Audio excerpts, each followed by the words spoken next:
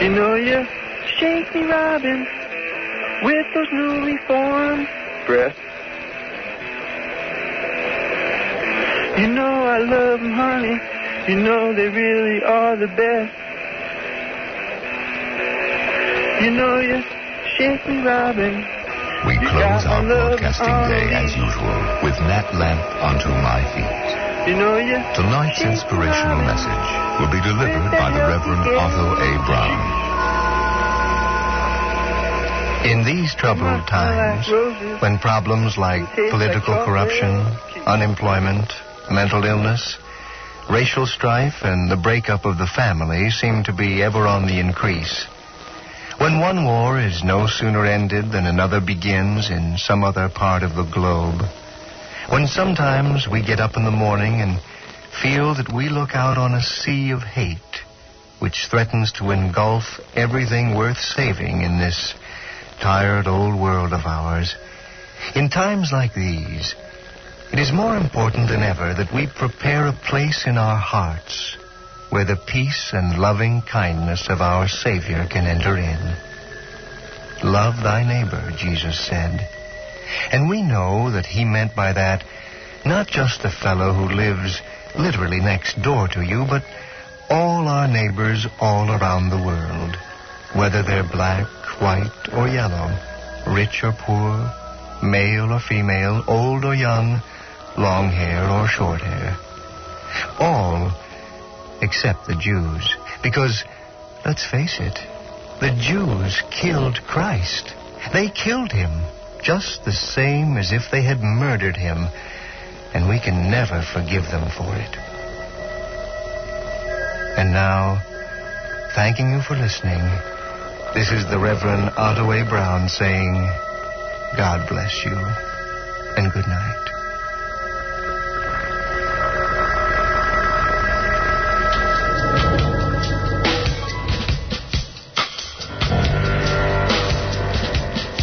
I tell you how I feel, but you don't care. I say tell me the truth, but you don't dare. You say love is a hell you cannot bear. And I say give me my back and then go there for all I care. I got my feet on the ground and I don't go to sleep till dream. You got your head in the closet and I know what you see. This mouth is bloody and this voice cannot be stifled by your deviant ways. So don't forget what I told you, don't go wrong. I got my own hell to raise.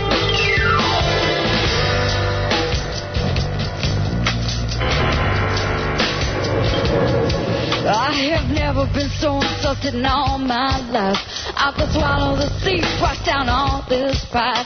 First you are like a fool just to be at my side, and now you are like a fool but you just run to hide, and I can't abide. I got my feet on the ground and I don't go to sleep till dream. You got your head in the closet and I know what you see. This mama's body and this voice cannot be stifled by your deviant ways. So don't forget what I told you, don't come around. I got my own hell to raise. Don't make it a big deal, don't be so sensitive. We're not playing a game anymore. You don't have to be so defensive.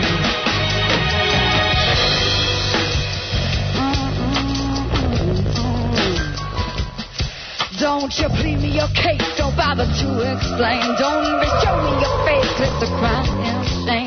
Just go back to the rock from under which you came. Take the sorrow you gave and all the stakes you claim.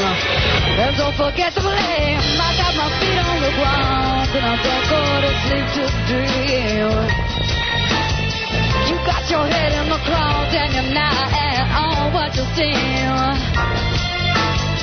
This mountain's body and this voice cannot be stifled by your deviant ways. So don't forget what I told you, don't come around. I got my own hell to raise.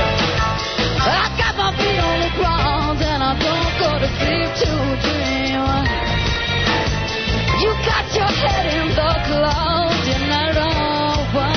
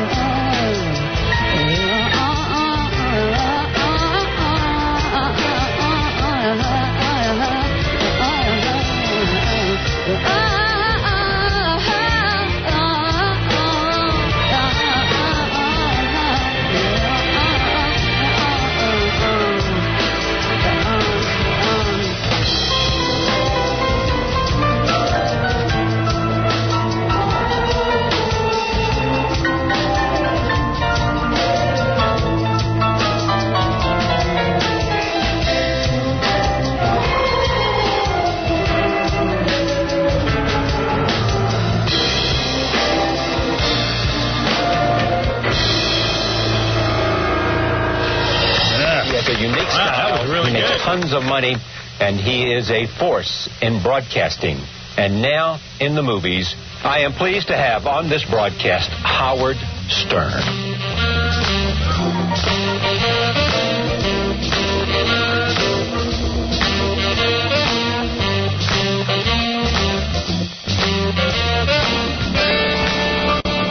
Hey, everybody, good morning. How you doing?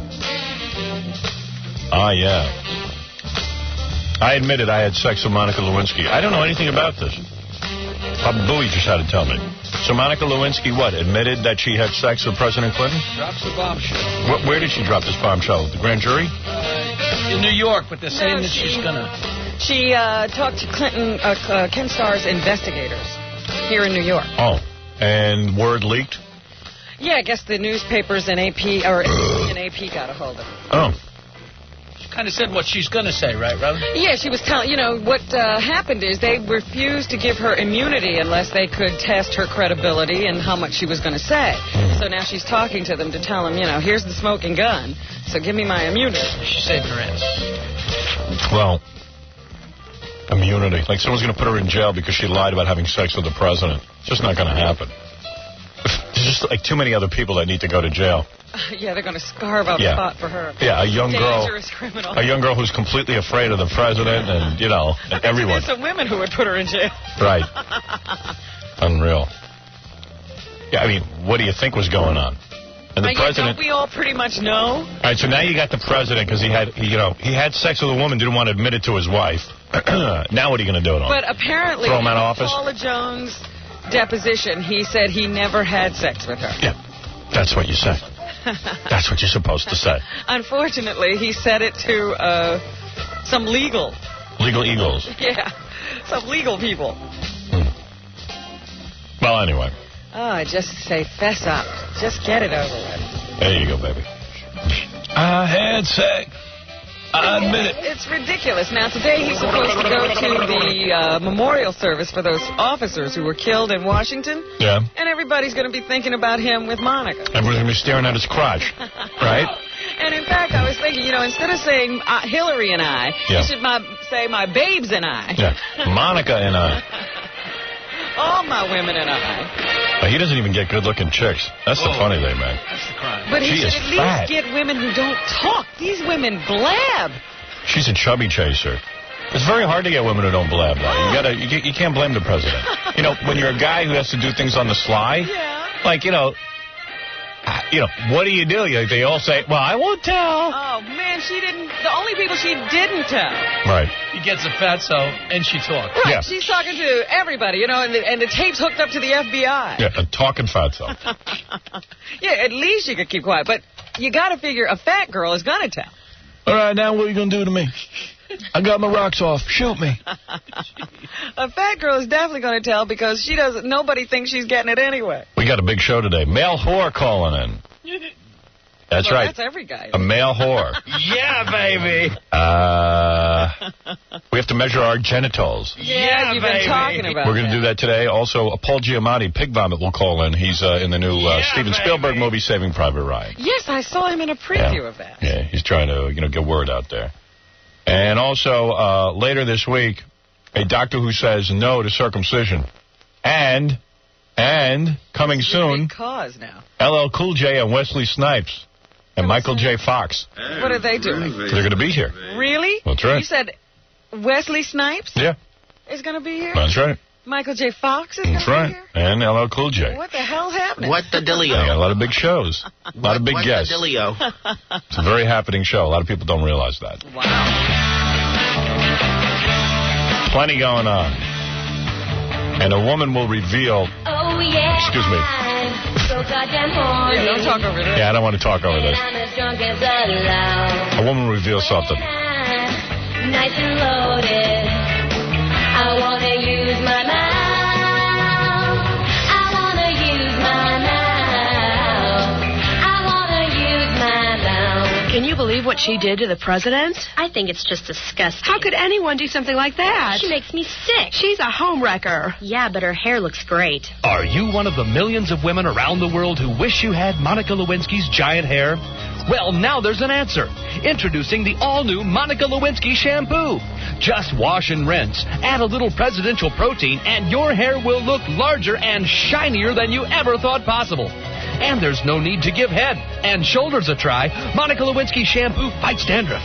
And it's made entirely of non-allergic chemicals, giving you complete immunity from nasty reactions. So, say goodbye to flat hair forever, because even when your boss goes limp, Monica Lewinsky shampoo goes on working for hours. Now, follow this closely. If you've ever followed anything on the show closely, this is the time to follow closely, because this is amazing. Howard Stern is king. The king of all media. Howard Stern. The small man with thick calluses on both his hands worked 15 and 16 hours a day. I saw him once literally bleed from the bottoms of his feet. A man who came here uneducated, alone, unable to speak the language, who taught me all I needed to know about faith and hard work by the simple eloquence of his example. Howard Stern. Why do you avoid Howard Stern? I'm sorry? Why do you avoid Howard Stern? Don't avoid Howard Stern. I did his show. Yeah, I know, but you didn't come on this time. Ask me to come up with something better than that. Hey, you got a question or not? I love Howard Stern. Had sex with him last night. The Howard Stern Show. Go to what? I don't know. GoTo.com. Oh, I know about this. GoTo.com. Life for Internet users has just improved. GoTo.com is the new simple way to search the net. Everybody's talking about it. No more searches that deliver 1,800,000 results. www.goto.com is literally the fastest, easiest search engine on the Internet. Users find the most relevant results first, usually in one click. I got to remember to use this. We were out in Los Angeles, me and Jackie. Yeah. You know, when we went out for the Magic Hour, we did this party and they sponsored it. Mm-hmm. I don't know much about the service, but I did know that Jackie was hugging the woman from GoTo.com. Really? Yeah. Oh, well, I just searched her with my search engine. Jackie was using the search engine on her. Did you search it with your search engine? Yes. And I had all the pertinent results. Have you been on GoTo.com? No, I haven't gone to it yet. I guess it does a better search. Yeah, because if you use the other ones, you get like 400 I know what you mean. results, and they're all, scattered. The only thing I ever searched, though, is my name, Howard Stern. That's all I'm interested in. How many hits do you usually get on that? Oh, thousands. You know how many hits I get on my name? How many? Like 500. Wow. But 498 of them are about your movie. Wow. GoTo.com. You're a famous guy. Exactly. Yeah. What if you don't use the apostrophe? You still get Yeah, how can we spell your... I can spell it. It's fine. GoTo.com. Thank you. This is Sandra Bernhard, and my only comment is, what the a show? Hell kind of comment is that? What's up with that? Good morning, everybody. Tomorrow, an expert will discuss the bloody rise of satanic metal music. Why, I don't know. I have no idea what that's about. That's right. Satan's allegiance will follow heavy metal music.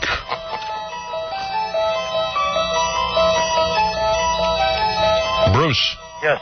Hey. Hey.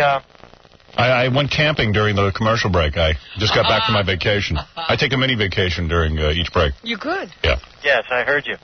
Yes, Bruce.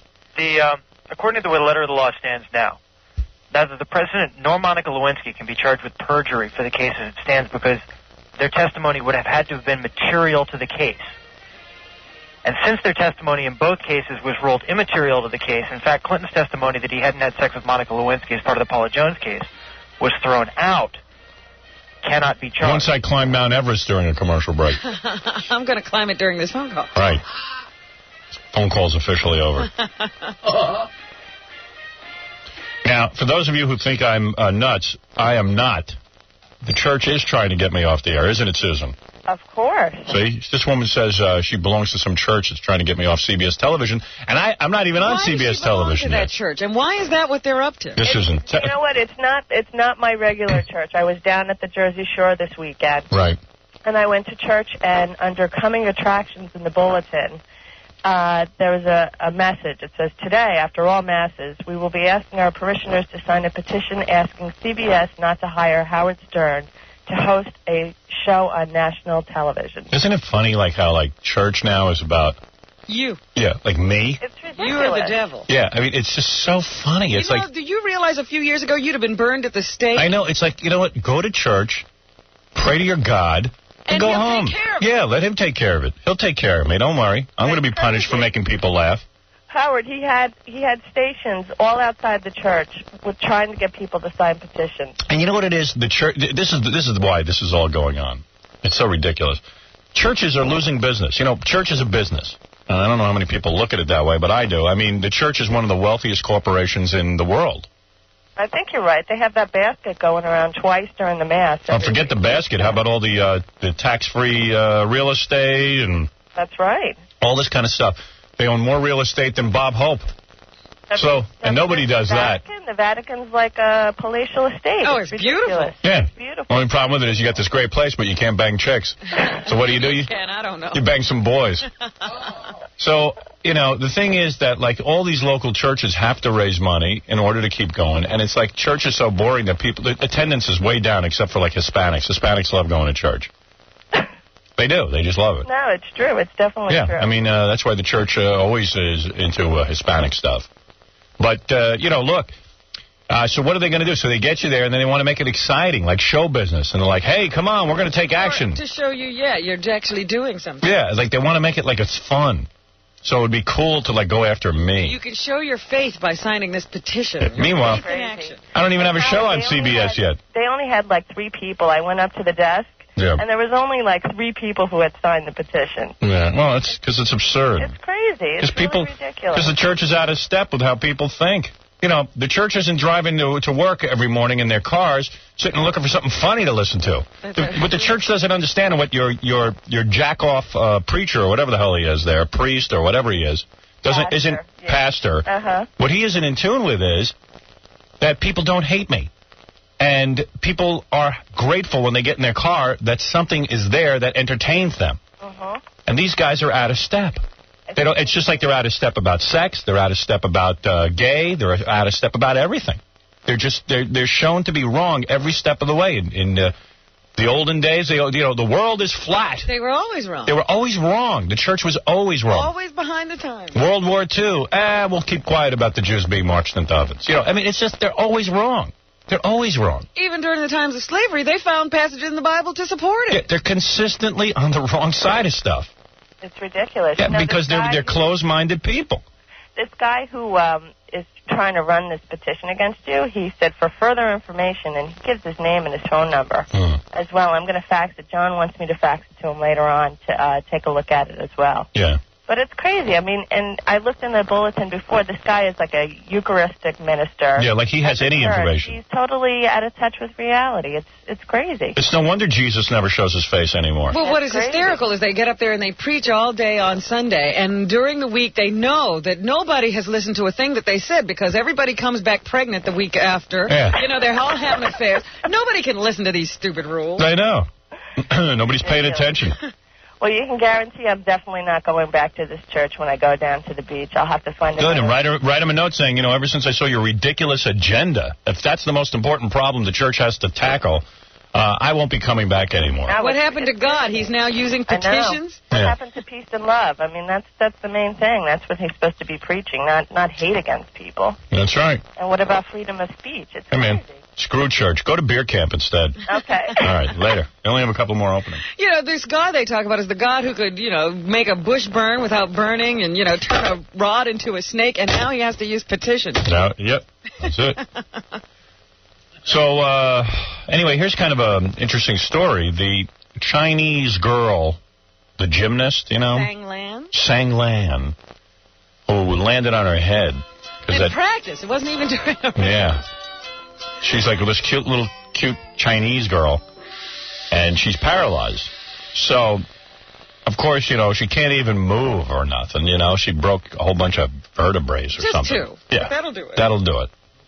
So she's laying in the hospital, and they say there's this drug that they gave to that guy Bird, the one who, the football player who broke his back? Gary Bird. Gary Bird, who broke his back? St. John, yes. Dennis Bird. Oh, Dennis Bird, right. Gary Bird, somebody else. That's Isn't he- Imhotep, Gary Bird. Isn't he Imhotep? Yeah. Okay. So Dennis Bird, this is this jockey here in New York who calls himself Imhotep Gary Bird.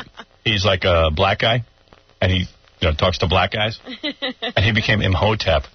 Imhotep, like that's some sort of African thing. I don't know what that is. Yeah, he's like the he's like the head Maharaja in the black community. Imhotep. Imhotep. He was just like Gary Bird, but now he's Imhotep. Black guys love to give themselves names. And he calls his show the IGB. Yeah. Imhotep Gary Bird. Right. Does he? I've never heard the show. I got to listen. I'm sure it's full of anger. Oh, yes. Yeah. That you would be sure of. My brothers, I'm Imhotep Gary Bird.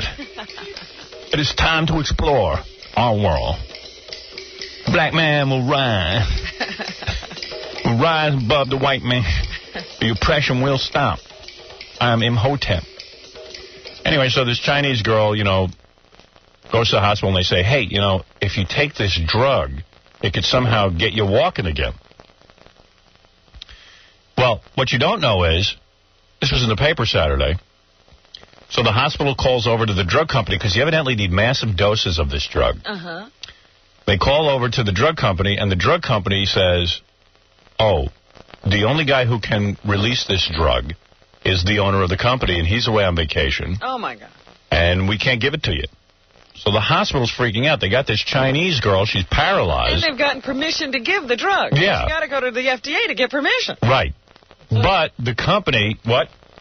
Didn't she have to have it within a certain Yeah, you time have period? to give it to them pretty quick. You have to have it right away. It's like you can't wait a year and then take it. Right. It's like as soon as the injury occurs, you've got to get right on this drug. I guess. Otherwise, because it helps you to restore the That's right. nerve ending. All right. It's like a day or something. All right. So, do you know the end of this story? Okay. Wait. Okay. So listen to this.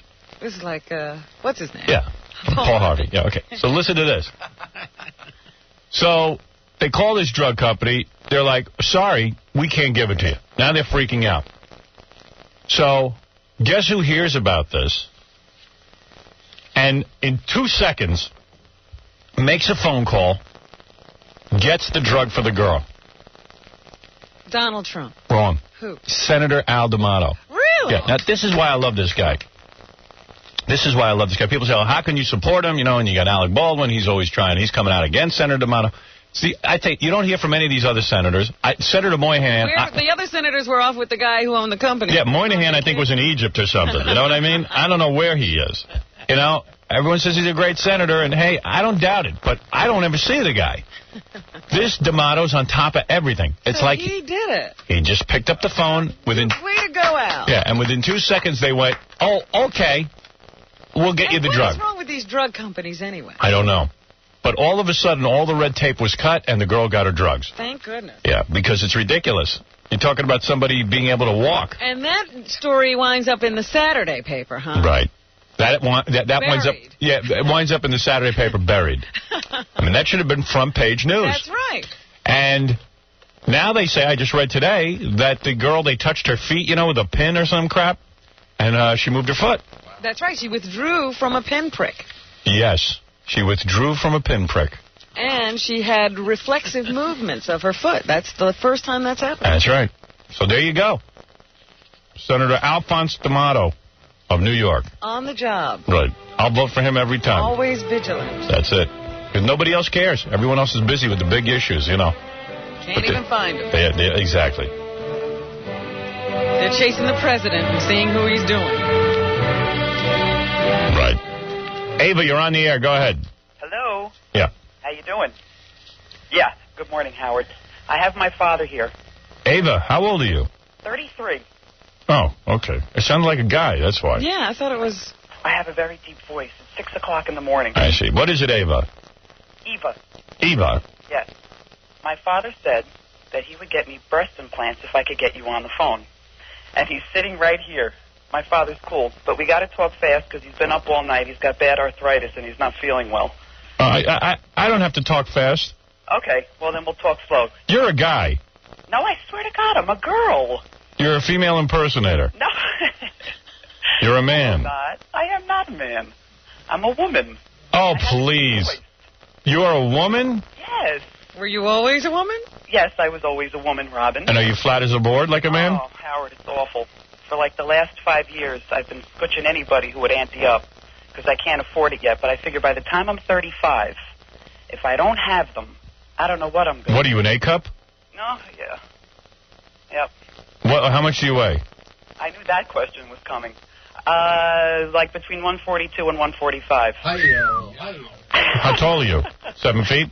No, I'm 5'9". But I don't really look that bad. I'm muy poquito in the thighs. Just a little heavy, but not bad. So if you had the big breasts, maybe you'd look a little more decent. Tell me about it. It would be perfect. Right. Perfect. Well, why is your dad torturing you with this that you have to speak to me? I don't know. And why are you 33 years old and your daddy's still paying for breast implants? No, he's not actually, but I'm trying to scutch him. You're trying to scutch him? What are these? Where are you from? Where are you from? Brooklyn. What are you, an Italian? I'm a wannabe Italian. What are you? You're a Jew? Italian and half American. I mean, half Irish. Oh.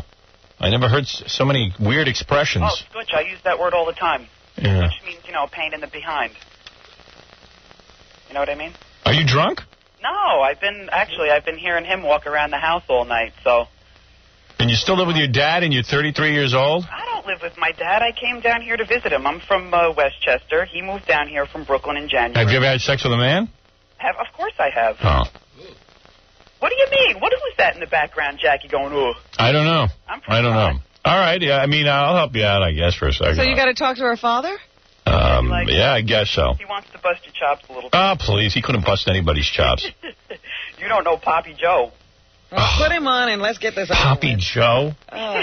I hate people. I do. I hate people. Have a special name. Yeah, I get like Poppy Joe. Who calls him Poppy Joe? No one. Grandchildren. Oh.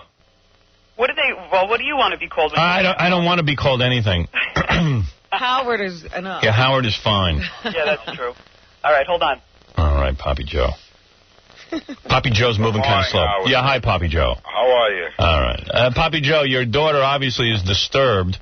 This is a big problem we're having here, Howard. So what are you going to do, put up 10 grand to get breast implants? See what I need? I needed a professional opinion. This is why I wanted to talk to you. I know you're into this. Well, why do you want to have some knowledge about this? Why do you, Poppy Joe, why do you want to get your daughter breast implants so that she can be more attractive to men and have sex? No, not really, but more attractive, yes. Is she a pig? Well, if she's more attractive, what do you think will happen? I'm sorry, what? Sex is her thing. I mean, I can't steer her that way. You want your daughter to be a whore? No, God, Howard, that's terrible. All right, so, in other words, I knew I'd be in for some abuse with this phone call. I figured. And you're going to pony up, what, the 10 grand? I'll come up with the cash, but I need an opinion. It's a very touchy subject. Well, what's the opinion you need? I'm trying to think if my daughters were flat and they came to me and said, Dad, I need breast implants, would I do it? All right, what is your answer to that? Well, the first thing you have to consider is the health risk, but they say with the saline, it's pretty cool. Then you got to find I knew if I spoke to you, I'd learn something about Yeah, of course. You learn every time you talk to me. saline. Right. All about size and so on and so forth. Well, let me talk to you about that. Your daughter is a tall girl. She's a little chunky. No, she's not chunky. Well, she says she has thighs. Well, she's all right. And she sounds like a man. No, she's pretty good. Yeah? All she needs is breasts, and she'll be in good shape. Right, she's very flat. She's a little on the flat side. Right, all right. Good to her in that category, but Right. someplace else she was. Well, So now I'm trying to figure this out. Well, I'm trying What's his reservation? I just don't want to jump into this. It's a very touchy subject. Why are you afraid to get her implants? Excuse me? Why are you afraid to get her implants? Well, I don't know. I'm worried about complications. Yeah, well, I tell you, they do this operation. If you get a really reputable doctor in, like, Manhattan, Right. Well, yeah, that's who has done this, Westchester, so. you know what I'm saying? Well, yeah, so she's in Westchester, she can travel into Manhattan. Oh, yeah, of course. Is there anybody you He can gets, recommend? Dr. Baker. That's the one that did Robin's beautiful chest. I was thinking Robin looks like she could be on top of this subject, maybe. Yeah. Oh, she's on top of a lot of subjects. I figured that. She was on top of 2 subjects last night. Oh, really? Yeah. That was news to me. You know what? Turns me on, I'll tell you the truth. Robin turns you on? Right? Really? Oh, Puppy Joe, how much more money do you need? Yeah, Robin needs breast implants on her back. Poppy Joe, I would say like this guy, Dr. Baker, is a top guy. What abuse I'm going to take from my Dr. Daniel Baker, he's very, very good. Dr. Daniel Baker. Yeah, he's very difficult to see, but I would see him. Or maybe they could recommend somebody for you. Or Dr. Mo. He's good, too. Dr. Larry's not available. Dr. Larry's no longer available. But, yeah, and then I would get her some implants. So you don't want to make them too big, because if she's very flat, what happens is a lot of times you see these girls go too big and the breasts look like they're about to burst. I was thinking, well, she just wants to take a deep breath and her buttons pop off her blouse, I think. That's right. Well, you're a nice guy to realize your daughter's pain. She wants to be bigger. Why is your daughter at 33 still needing you to handle this for her? Because she's incapable of living on her own. Well, she lives on her own, but financially, I told her I'd take care of this in the future. This was 5 years ago, so I guess it's time. I see. Well, disturbing her. And where is your wife? My wife is upstairs in bed. She thinks I'm crazy up at this time in the morning. Why don't you put some implants in your wife? My wife don't need implants. My wife is very well endowed. Really? Yes. You still bang her? Of course. Really? Why not? I'm only 61.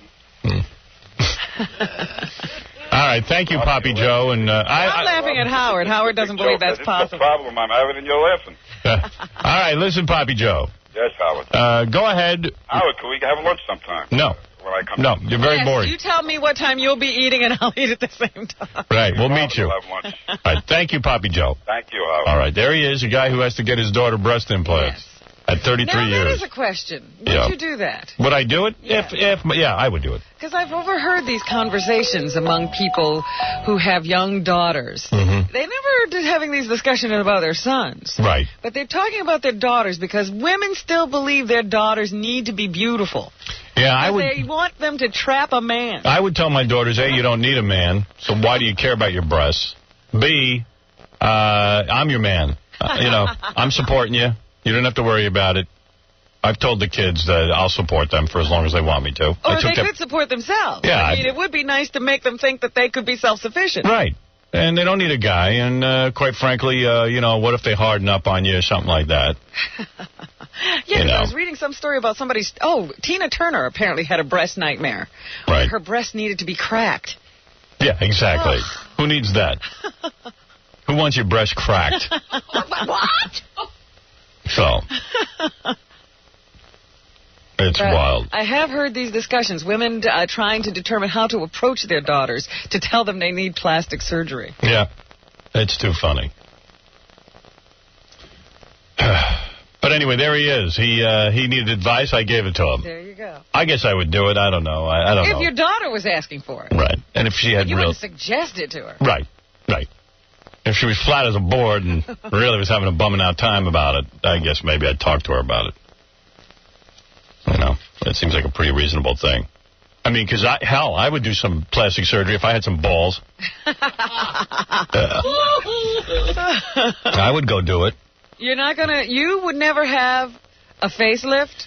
I would have one. Are you going to? No, but I'm beautiful. Well, wait a minute. You're not always going to be beautiful. I might age beautifully.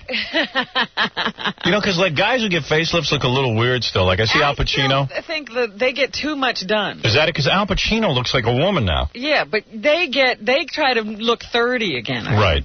Yeah, like maybe just, try to look a little better. What they call it is freshening up. Right. Yeah. I'm not trying to take years off. Mm-hmm. Kathy, you're on the air. Hey. Hey. Oh, Howard. Yeah. How's it going? We're suffering down here in Texas. Al Pacino's face looks like a snare drum. I know. Wrapped a little too tight. Charles Grodin. Ugh. Charles Grodin, too. Don't get a facelift, Howard. No, I'm not looking for one. I'm beautiful skin. We're not talking about now. You're the king of all meat. You talk about a guy looking bad. Someone taped the Larry King Don Imus interview. Don Imus is a disc jockey. So this guy, I don't know how old he is, but I guess because he always claims he was an alcoholic and a drug addict. Who knows? I don't know. Like, maybe he did some coke. No, he did some wild things. Yeah. So, he looks bizarre. His hair, he used to have okay hair. Now his hair is all, like, falling out in chunks. And it's all, like, it looks like somebody took a razor blade or something to it. Really? I can't even describe it. And he's got this... still wearing that hat, or was he hat? No, he was hat. Now I see why he wears the hat. Because his hair's so messed up. Okay. And then, like, he's wearing a suit, makes him look like... He looks like a woman now. And he's got these big, bushy eyebrows. He almost looks like... He looks like Liz Smith. And he's talking about his new baby, and, I love her so much, and I love my wife so much. No, it's a boy. Who knows what he says? I love my wife so much. You got to be in love. I love her. Oh, of course you love her. Yeah, she's like 19. 12. Yeah. And, she's an aerobics instructor or something. Guy sounds like such a dolt. And then he's talking about how great a guy he is because he decided to buy a ranch. All right? So...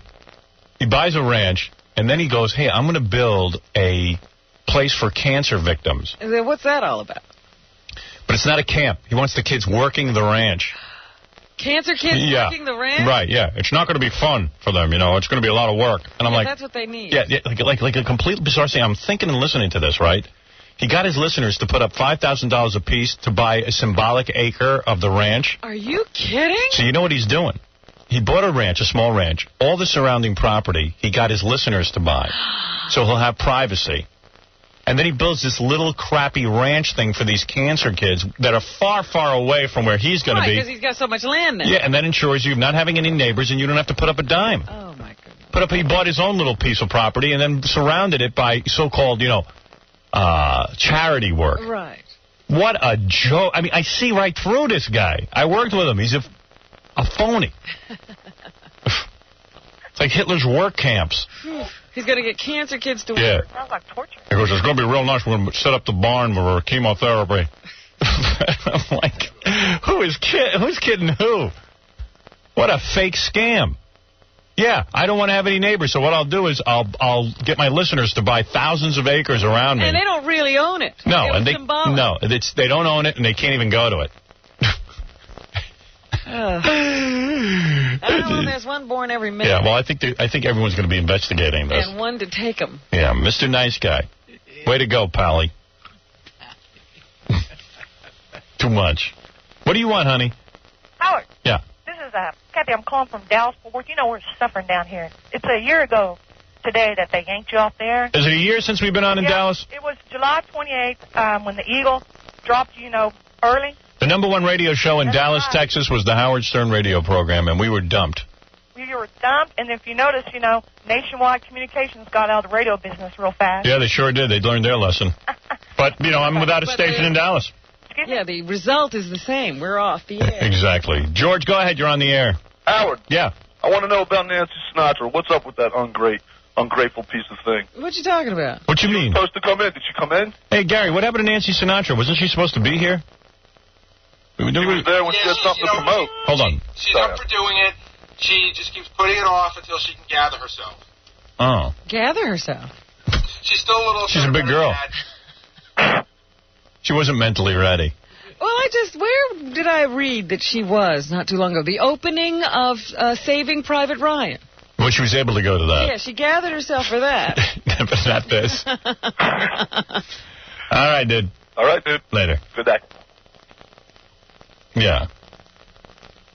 What is it now? Every 30 minutes I get a note from Tom saying I have to take a commercial break? What is it? Is that now my life? I don't know this. I need him, and he's involved? Shut up. Is that what's going to be? Shut up. I mean, come on already. Stop it.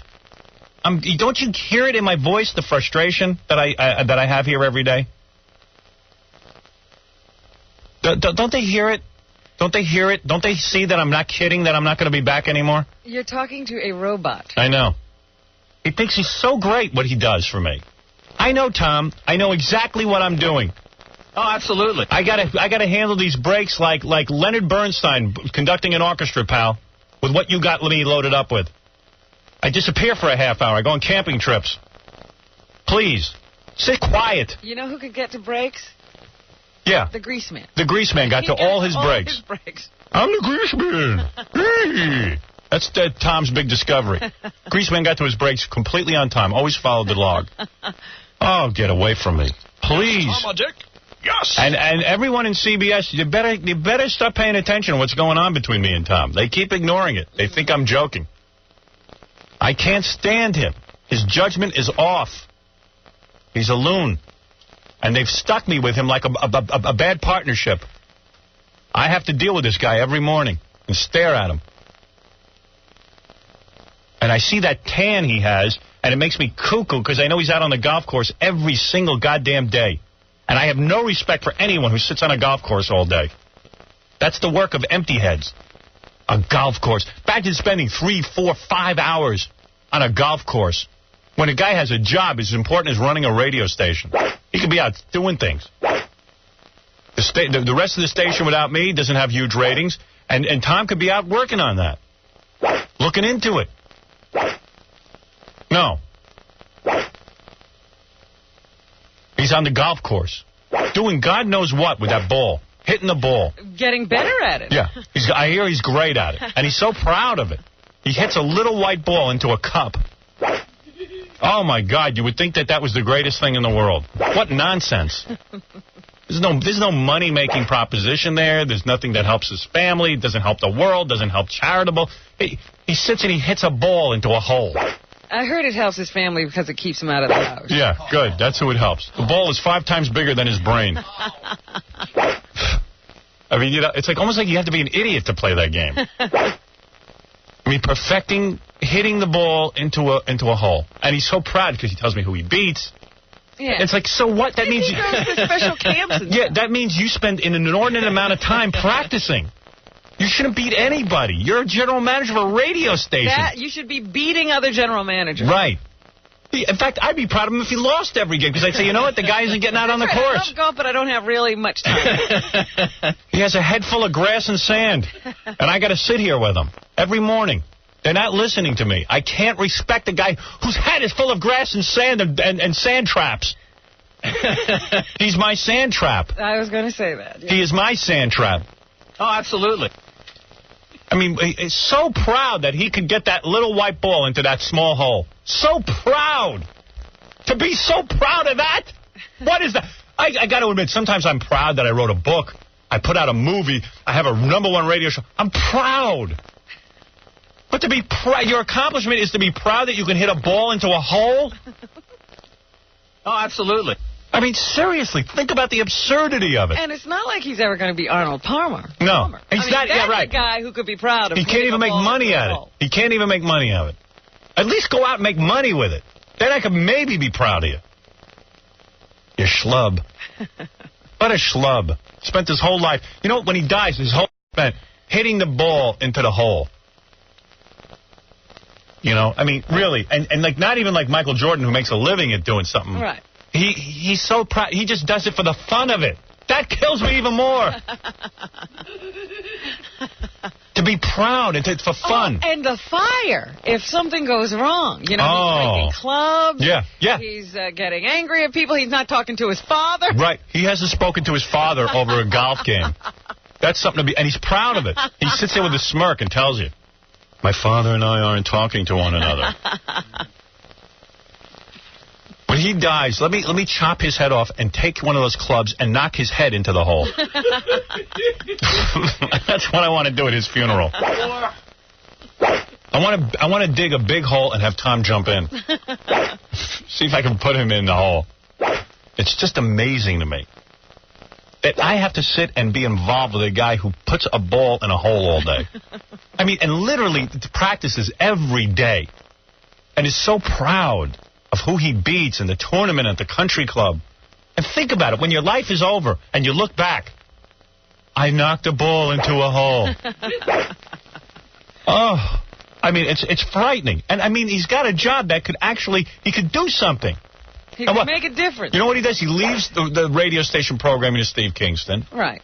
And he leaves the sales to Ed Moyer, and he basically is like a figurehead. And he comes in here early at 4 o'clock in the morning to nudge me, and by the time everyone gets in that he's supposed to be general managing, he's exhausted. So he goes plays golf. And so he has to unwind, and he goes and plays golf. And then on the It's been weekend, a tough day. Sunday and Saturday, golf. Friday, golf.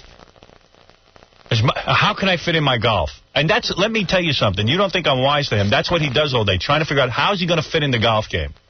How am I going to fit it in? While I'm home sweating over my show, he's washing his balls. His golf balls. So he's thinking about how he could either, cut words out of my show or how to hit the ball in the hole. What a dick. What a dick. Everybody's a dick. And they don't think I'm wise to that. Do anything beside, go visit cancer children in the hospital rather than hitting a ball in a hole. It's so important. Stop playing that game already. Well, he should be in charge of, how radio stations do, charitable works? Like when the Chinese girl can't get her drugs because she's paralyzed. Maybe we could make a wish and make dreams come true. No, that he don't spend his day with to make the station look good. He's busy with the hole.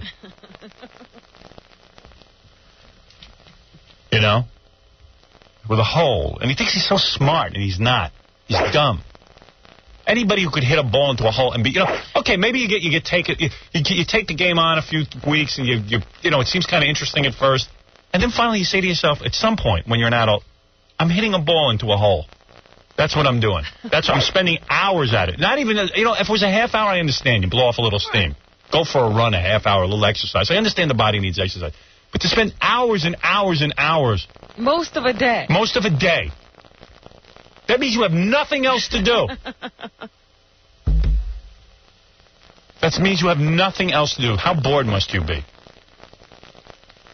It's like Santa Claus. At some point you outgrow it. You outgrow that story. He hasn't outgrown a game. At some point you go, you know what? I've probably done this, and I do it well, and I've played 1,000,000 holes of golf. Or wouldn't you say to yourself, this is as good as I'm ever going to get. Maybe I ought to slack off.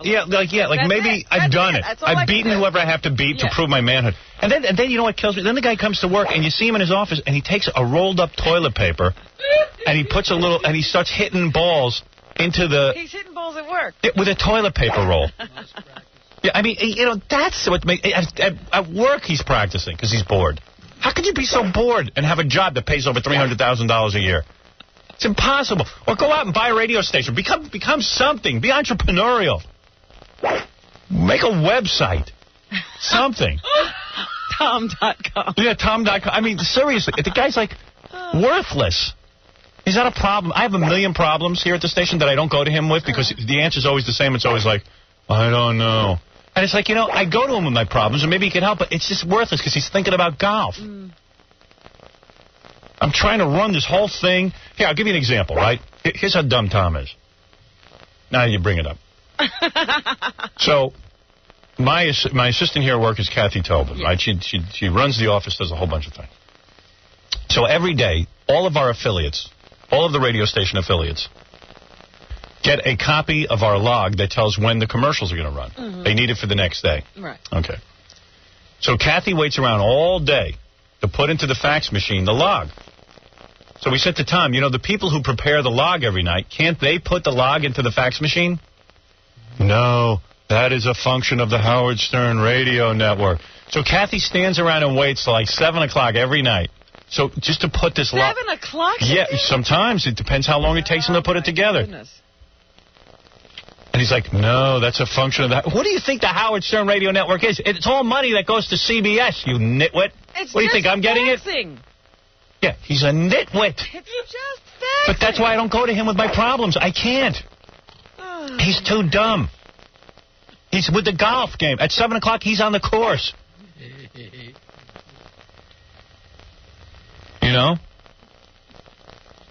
I need to call my superiors. Seriously, the guy just doesn't do anything. Worthless to me. And but now his job is he found something to do. Every 30 minutes. It's been 30 minutes since your last break. Get off my case. Get away from me. I'm cursed with you. It's like I'm in a bad marriage and I can't get out.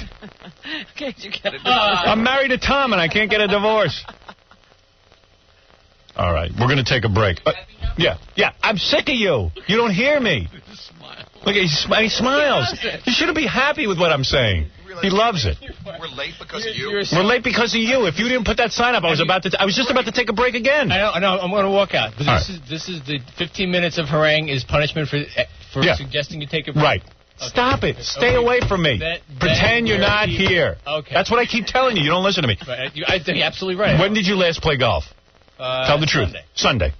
Oh, there you go. What's today? Tuesday? He skipped the day. But you know what? Right. I bet you he's dreaming about the next time. Oh, of course. And he won't admit it. You are dreaming about the next time, aren't you? I'm dreaming about it. Yeah. Oh, yeah. Did you not practice at work with a toilet paper roll? No. Yeah, okay. We didn't catch you with that. You didn't make a club. You didn't make your own club out of cardboard. Yeah. All right, you did. Okay. It was a great day. It was a great day. I mean, seriously. You're right. It's sad. I mean, you're a grown man. 6 to 6. I mean, and then I go home and I practice all day. Right. It's sad. It's sad. That, and how many hours did you play on Sunday? What time did you leave your house? I left the house at 7:30. Okay. And what time did you get home? Be honest. The whole ritual. I mean, being in. 5 o'clock? No. 3? 2 o'clock. All right. 7. Maybe 3. 8, 9, 10, 11, 12, 1, 2, 3. 8 hours. You gotta eat lunch. Yeah. 8 hours. There's a really bizarre thing that goes on. Yeah. You may actually enjoy other people's company. Yeah, that's right. I would love to. Listen, rather than work on this show, I'd like to go enjoy people's company. I meet guys in my gym. They don't work. Yeah. All day long. They eat a little lunch. No, they have a little Saturday, breakfast. This is. But believe me, with you, it's all week. No, yes, it is, because you're dreaming about your game. Yeah. And believe me, during the week you play. You play during the week. Don't act like you don't. Isn't it true that sometimes you buzz out of here around 11 or noon to go play golf with so-called clients? Oh, so-called clients. Yeah. Yes, that is. Why do you have to play golf with clients? Why? Because that's what he does. And he acts like that's work because he's playing golf with the clients. Instead of meeting with 5 clients, he can only meet with 1 because he's got to spend 5 hours with that one. I can meet 3. But all at the same time. The clients would advertise anyway. He could meet 6. You know what he could do? He could slip a golf pro a couple of bucks and go play with the clients. Right. Please. Why do you think Tom looks so young? He doesn't have any pressure. No stress. Yeah. I don't know. You don't worry. His biggest worry is whether he can get that ball in the hole. I don't know. And when you hit the ball long, what is that called? What kind of club do you use? It's a driver. A driver. Oh, he's so happy. And then when you get close to the hole, what do you use? The putter. Yeah. Putter. There you go. That's important to him. Absolutely. AM, FM. See, this is now we can have a talk. Amplitude modulated, frequency modulated. What do you use, wooden clubs or metal? Oh, metal. Metal clubs. Why? Technology. That's better? Absolutely. Why is that better? Better living through chemistry. Why is metal better than wood? Metal is better because it's better technology. It's stable. It's kind of like FM. Right. And then you put the ball in the hole. Right. And if you get the ball in the hole after 2 shots, what do they call that? It depends on what hole it was. Let's say it's the first hole of the game. Is it a par 4, par 5, or a par 3? Par 3. What would that be? Is it something called like a birdie or something? What is a birdie? If it's a par 3 and it's 2, that's a birdie. Okay. If it's a par 4 and it's 2, that's an eagle. If it's a par 5 and that's a 2, that's a double eagle. Good. So happy. What a bird brain. I mean, really. That's unbelievable. All right. You love annoying me. I love doing this because I know it bugs you. No, it does. Oh, and it should bug you. That's the sad thing. It should bug everyone who employs you. I have no problem with my work ethic. Really? I got a real good work ethic. Yeah, you come here, you listen to me, you criticize, and then you go out to the golf course. Let me tell you, if I had your job, I would be happy too. I would be happy too. Dance all the way to work. Right. It's not happy. It's been 50 minutes and we haven't taken a break. Right. We're going to take a break now. Okay. Because I'm sick of talking to you. I'd rather listen to a commercial. It's the only way to get rid of you. It's the only way to get rid of you. All right, you can leave now. Thank you. Yeah, because when I go to commercial, I don't want to have to sit and talk to you. All right. Very nice tie. You look handsome. No stress. Nice and thin. All that exercise paid off. You look great. Good for you. And does he use a cart or does he use a purist? He walks. Oh, no, he walks. You don't use a golf cart, do you? You don't use a golf cart, right. That's your exercise. Very good. It's a form of exercise. Okay. It's great. It's the greatest thing. I wish I had his life. I got to admit, I'm jealous. It's great. He carries his clubs in his empty head. Got a lot of room. They're yours, too. Yeah, it's a birdie. Shouldn't even know what that means. It's a birdie, it's an eagle, it's a double eagle. Yeah. Double eagle. I'm a double eagle. I'm a double eagle for working here. All right. Tom is right. We got to take a break. And when we come back, there's a lot more show. I don't even know what the show has been so far. Thank you. Cheap, cheap, cheap. Cheap, cheap, cheap. Cheapasano. Cheapasano. Oh, cheap, cheap, cheap. Cheap, cheap, cheap. Cheapasano. You're listening to a man who sees more naked breasts than an X-ray technician. Howard Stern. The Howard Stern Show. I'm Judy Woodruff. And I'm Bernard Shaw. President Clinton is about to address the nation in a rare evening news conference. Ladies and gentlemen, the President of the United States. Good evening, ladies and gentlemen. Mr. President. Yes, sir, in the back. Since the Monica Lewinsky thing, have you and Hillary had any sex? No, not at all. So, do you spank it a lot? Yes, it's not against the law. I've done it since I was a boy, and I'm going to keep right on doing it until I can't do it anymore. Back in a moment with more reaction. This is CNN. Wow. Never heard that before. I love that. Oh, I have such gas. Oh. See those 2 egg sandwiches. I ate a very big breakfast. For those of you waking up, the big story is that Monica Lewinsky spoke and admitted that she had sex with the president. Smashing Pumpkins. You know, when I made my movie, Private Parts, one of the hardest parts to cast was that of Pig Vomit, my horrible boss at NBC. Yes. The movie really sort of... It hinged on that character. Yes, it hinged on that character, and it was very difficult to find the right guy. But as soon as we saw this actor, Paul Giamatti, we knew he was the right guy. Now, Paul's one of those guys, they always put him, you see him in all the movies. But he's in for 3 seconds. Yeah. In fact, in Entertainment Weekly, they did an article on him, and they say his big screen breakthrough is Pig Vomit, Howard Stern's bug-eyed nemesis in Private Parts. See? Mm-hmm. They say that. I gave him his break. That put him on the map. I recognize his talent immediately. Hey, Paul. Hey, man. How are you? We're actors.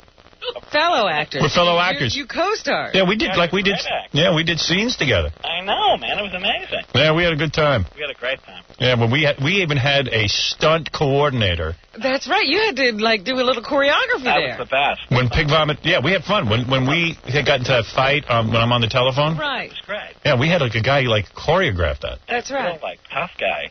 Yeah. I punch you in the face with your own hand. That's my karate scene.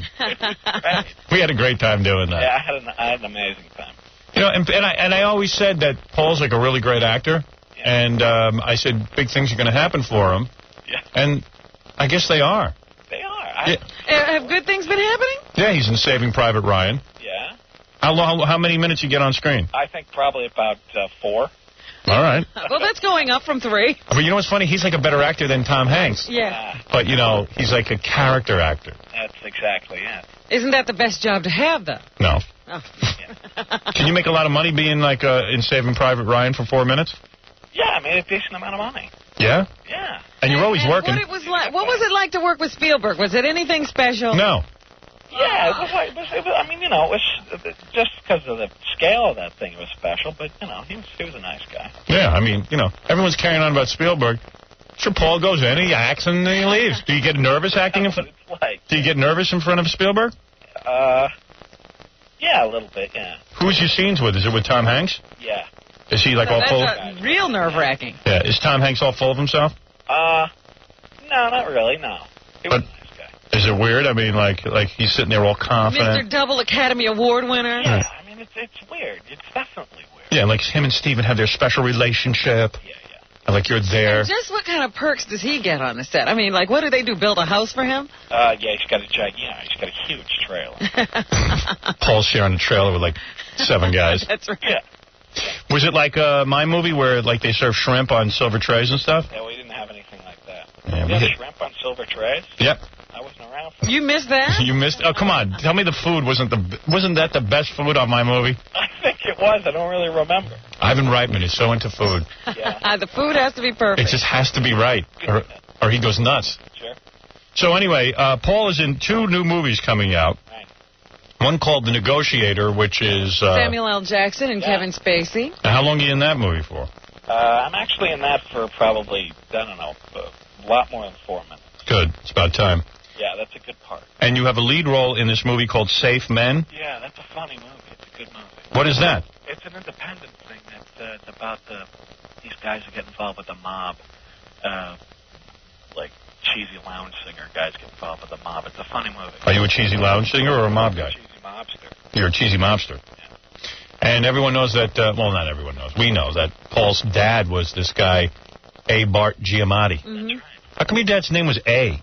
His first name was Angelo. Oh. Oh, he didn't want to go by Angelo. He didn't go by And A. Bart Giamatti was this guy who was in charge of baseball for a while. The commissioner, yeah. Yeah, for about, not even a year. He was the head of Yale. Yeah. And Paul went to Yale drama school. Is that right? But he got in because his dad got him in. Exactly. I had no hope otherwise. Yeah, his dad was like real bright because he got him into Yale. Right. You know, he was like the head of Yale. You know how smart you have to be the head of Yale? You're pretty smart. And was your dad like a ball buster growing up? Like, would he like, you know, okay, 7 times 7, quick, what is it? No, he wasn't really like that. No. Did he want you to be a baseball player? No. I mean, he wasn't much of a, he was never much of a baseball player or anything like that. Or he just loved the game? And he liked the idea that you were going to drama school? He was all right with it. He passed away before that. Yeah, well, what was weird is when Bart Giamatti was running baseball, he was the baseball commissioner. Yeah. He was the guy who had to evict Pete Rose from baseball because of his gambling, which was the right thing to do. Yeah. But a lot of people say that. Do you think Pete Rose killed your father? Like the whole... Probably. I think probably a lot of the pressure dealing with that stuff didn't help, yeah. Yep, it's true. I mean, first of all, he was really upset that he had to throw out Pete Rose. And then Pete Rose, didn't he try to, like, sue your dad and everything? I don't know if he ever tried to sue him. I don't think so. No, I don't think so. I think it just was kind of drawn out, you know. Pete Rose was quoted in today's USA Today as saying, you ready? This is today. Really? Bart Giamatti was one of the smartest guys around. How smart could you be if you're 70 pounds overweight, smoked 5 packs of cigarettes a day?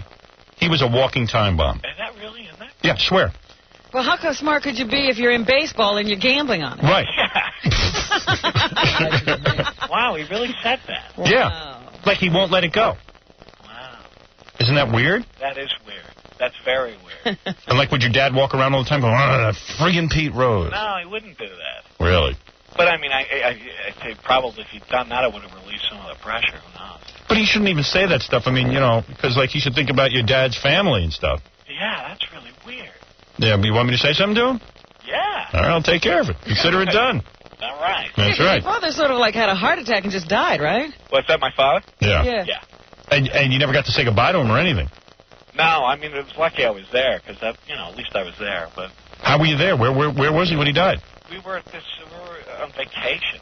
Wow. It was the first day he'd taken vacation since that had happened. Yeah. And he never got to see you act in any films or anything? No, which is really too bad. He would have loved Private Parts. He would have. He would have been proud of your part as Pig Mama. Yeah. My mom loves that movie. Yeah. See, now I'm starting to cry. Wow, how could I be crying over his dad?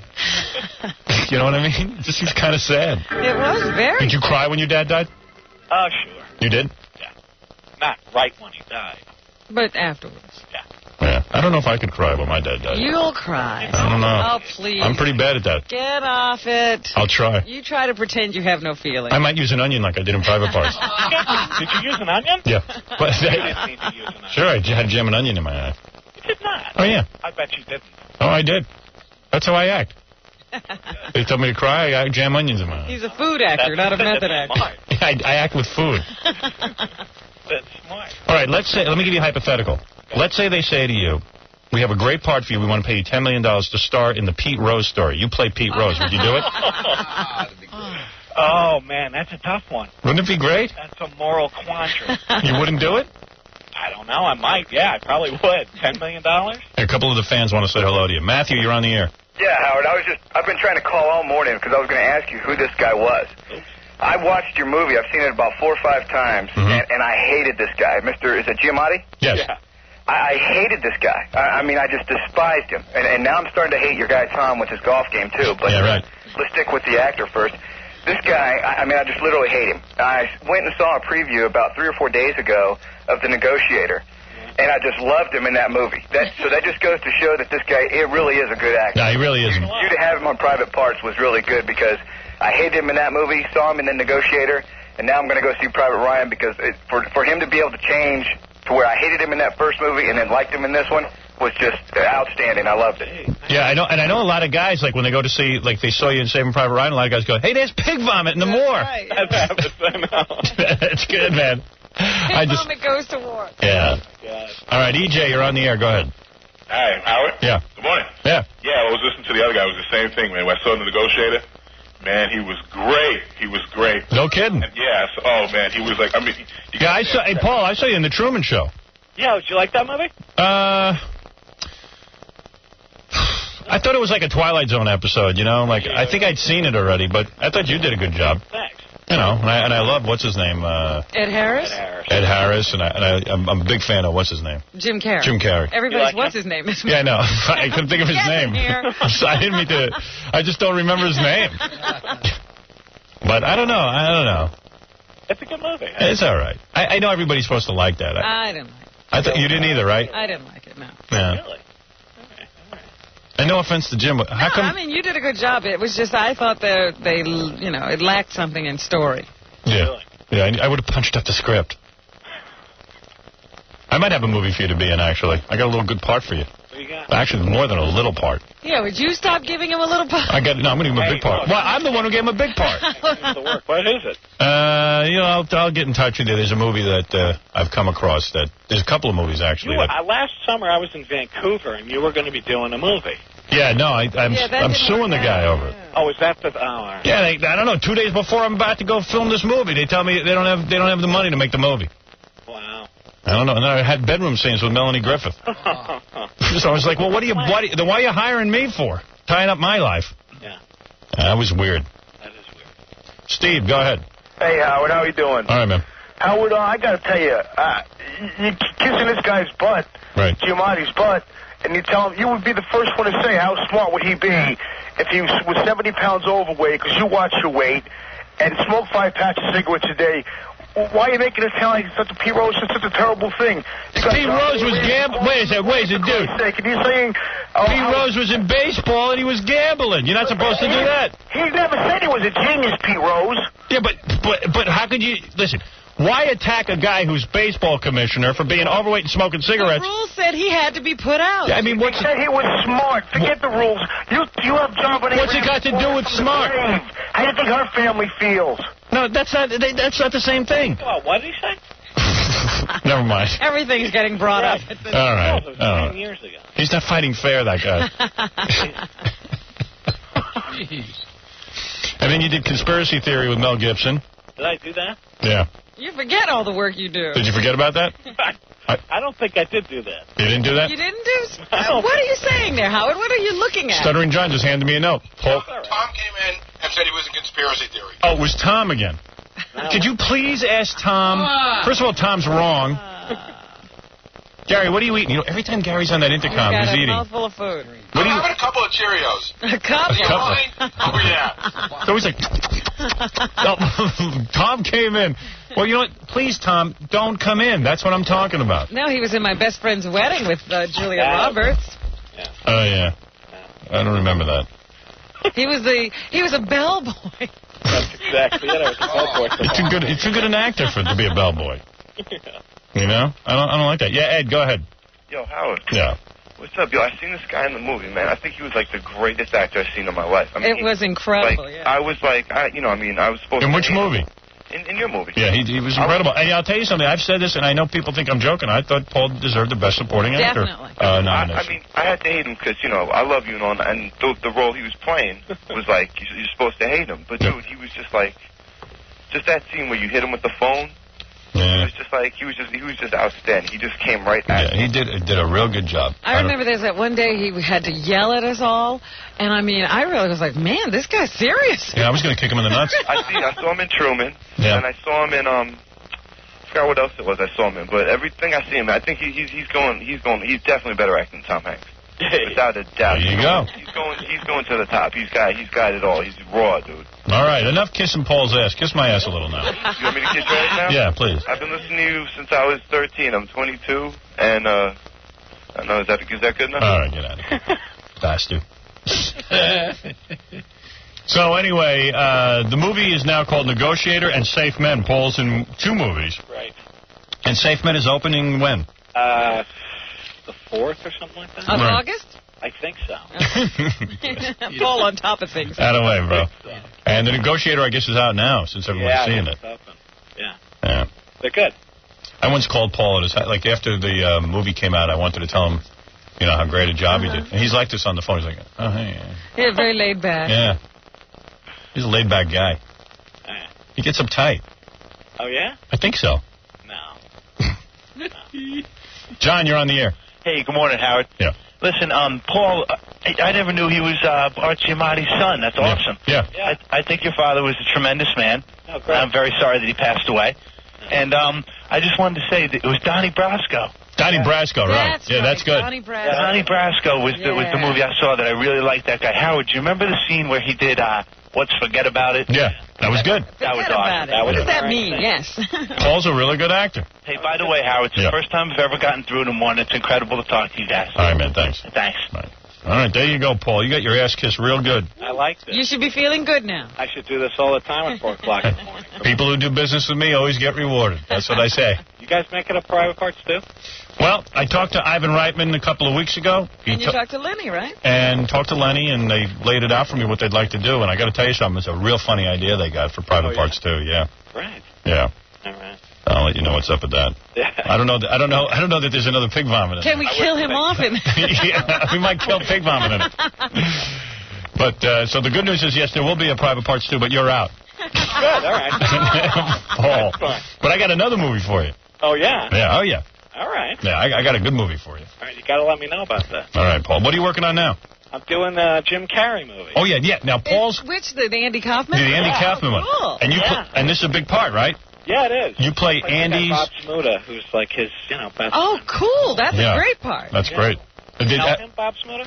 I think I've talked to him, yeah. I forget, but, we know of him. Yeah. Yeah, so that's... I'm doing that. That should be good. How's the script? Is it good? Yeah, it is pretty good. Who's the director? Milos Forman? Yeah. Does he know what he's doing? It seems like it, yeah. Yeah, he's a good director. Yeah. He's made a lot of good movies. Didn't he make Full Metal Jacket? No, that was Stanley Kubrick. Oh, too bad.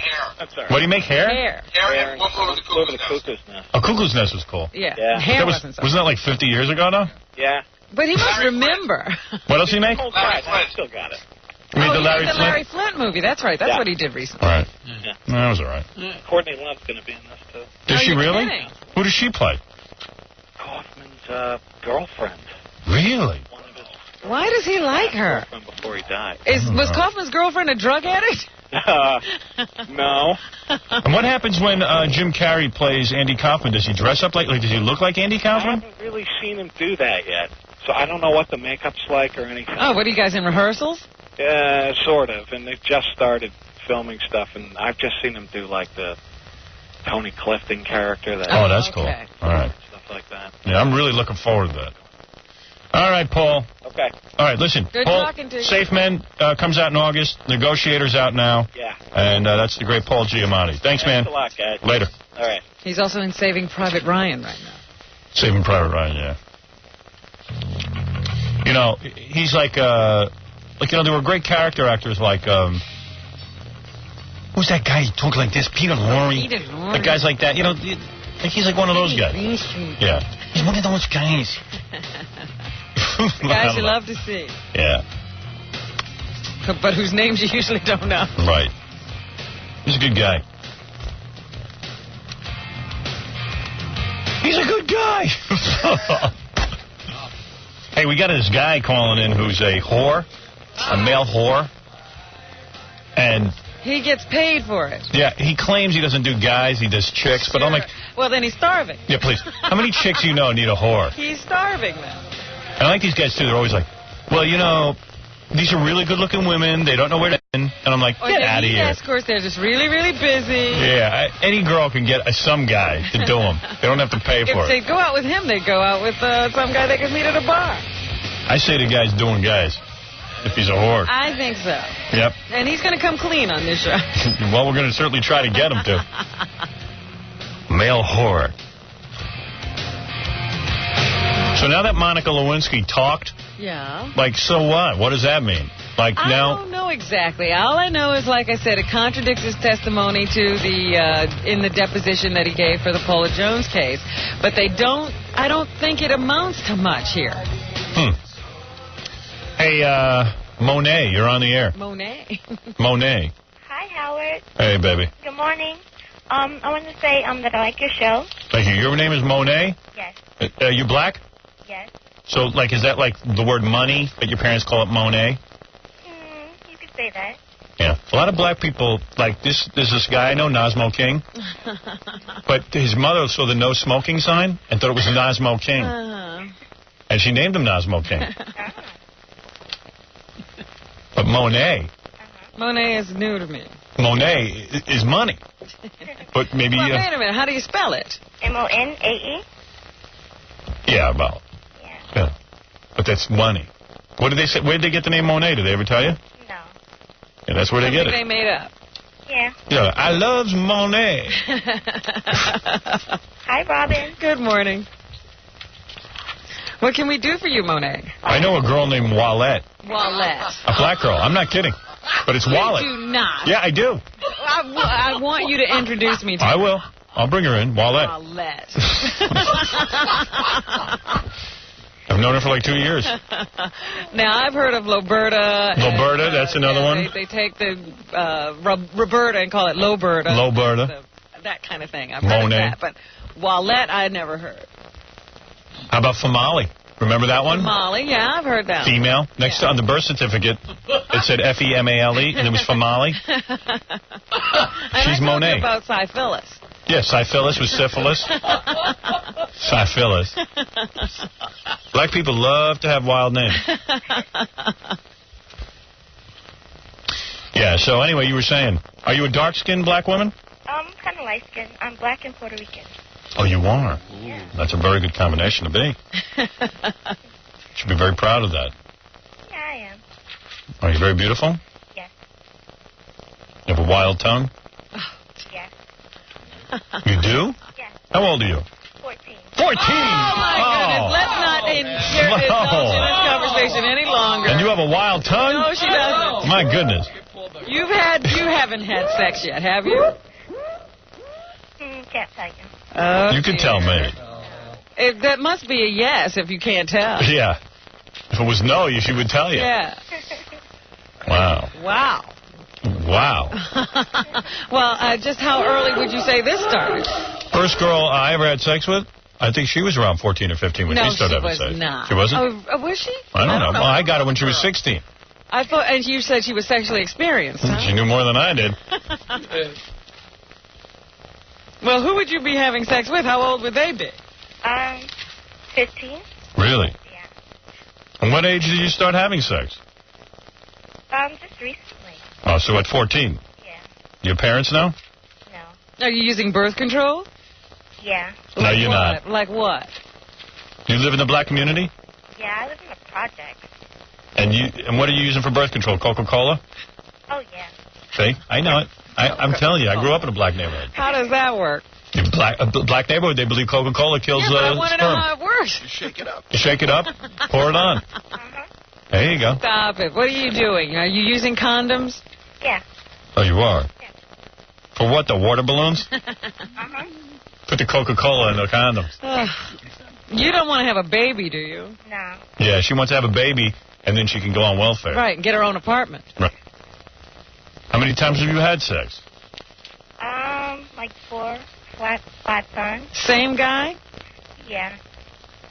Yeah. These 15-year-olds take advantage of these 14-year-olds. I know. Those sophisticated 15-year-old boys. And you're good at it? I don't know. You can say that. Right. And what do? You smoke pot before you have sex? No. That's a lie. You smoke pot, right? No. You never smoked pot? You drink? Yes. You get drunk before you have sex? No. You get drunk after sex? No. I do. Oh, well, what did you want to say? Oh, that I like your show. Well, thank you. Well, that's a very big compliment. Where do you live, in like Harlem or something? No, in Washington Projects. The Washington Projects? Yeah. Where's that, like Bedford-Stuyvesant? How would I know? Where is that? I don't know. 97th Street? Oh. That's like Harlem. That's worse than Harlem. The Bronx?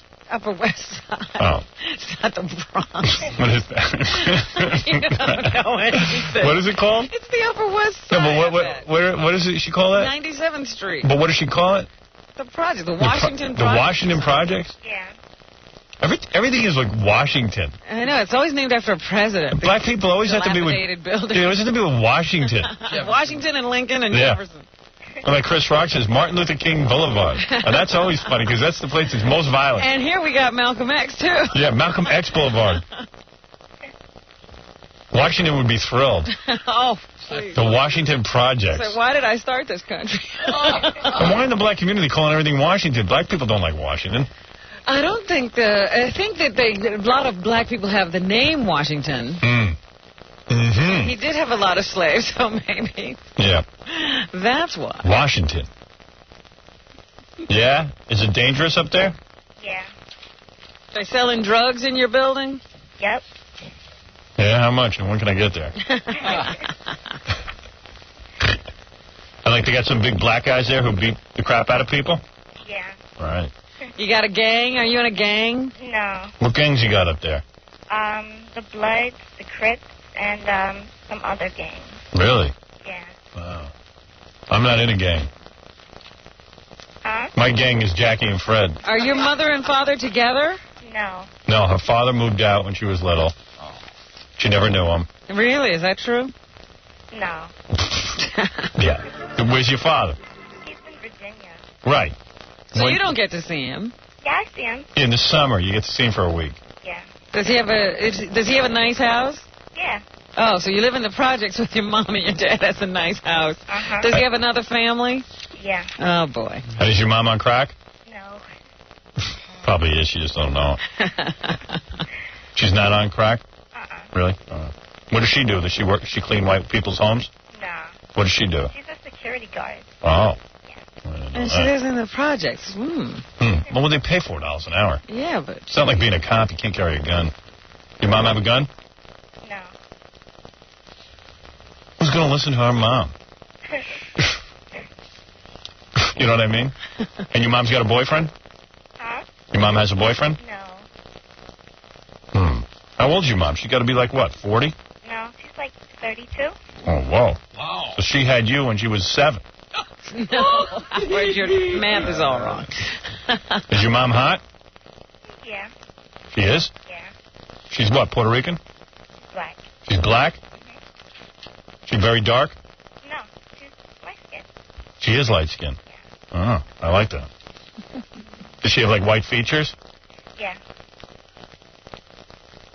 And she, Whatever that and she wears hot pants? Huh? And she hot pants. Does she wear hot pants? No? What does she like dress like? Like in baggy clothes Oh. and stuff like that. Well, that's not my scene. That's not your scene? That's not my scene. I don't want no baggy clothes. I thought she was like one of those hot black chicks that walks around in little hot pants and big heels. Yeah, like one of the Ronettes. Do you guys ever double date? No. No. Does she know you're having sex? No. What would she do if she found out? She would kill me. Yeah. Ever hear your mom with her with your uncles in her bedroom? No. All right. All right. Listen, you ought to get to school, but it's summertime. What do? Do you like run through those fire hydrants? No. Do you kids turn on the fire Are you going hydrants? to the community pool? No. Yeah. What do you do all day? Nothing really. That's good. You don't read a book even. You watch TV? Yeah. Just sex. You watch the WB? Yeah. Yeah. And where do you get these condoms? My aunt. Your aunt gives you condoms? Yeah. You told her you're having sex. Huh? You told her you're having Yes, sex? she knows. Yeah. Okay. Well, when you're 18, I'll have sex with you. Okay. I can't touch you now. All right. Thank you. Okay. All right. Bye. Bye-bye. Sitting home all day watching TV. Doing nothing. Right. Getting condoms. From Iran. Sheesh.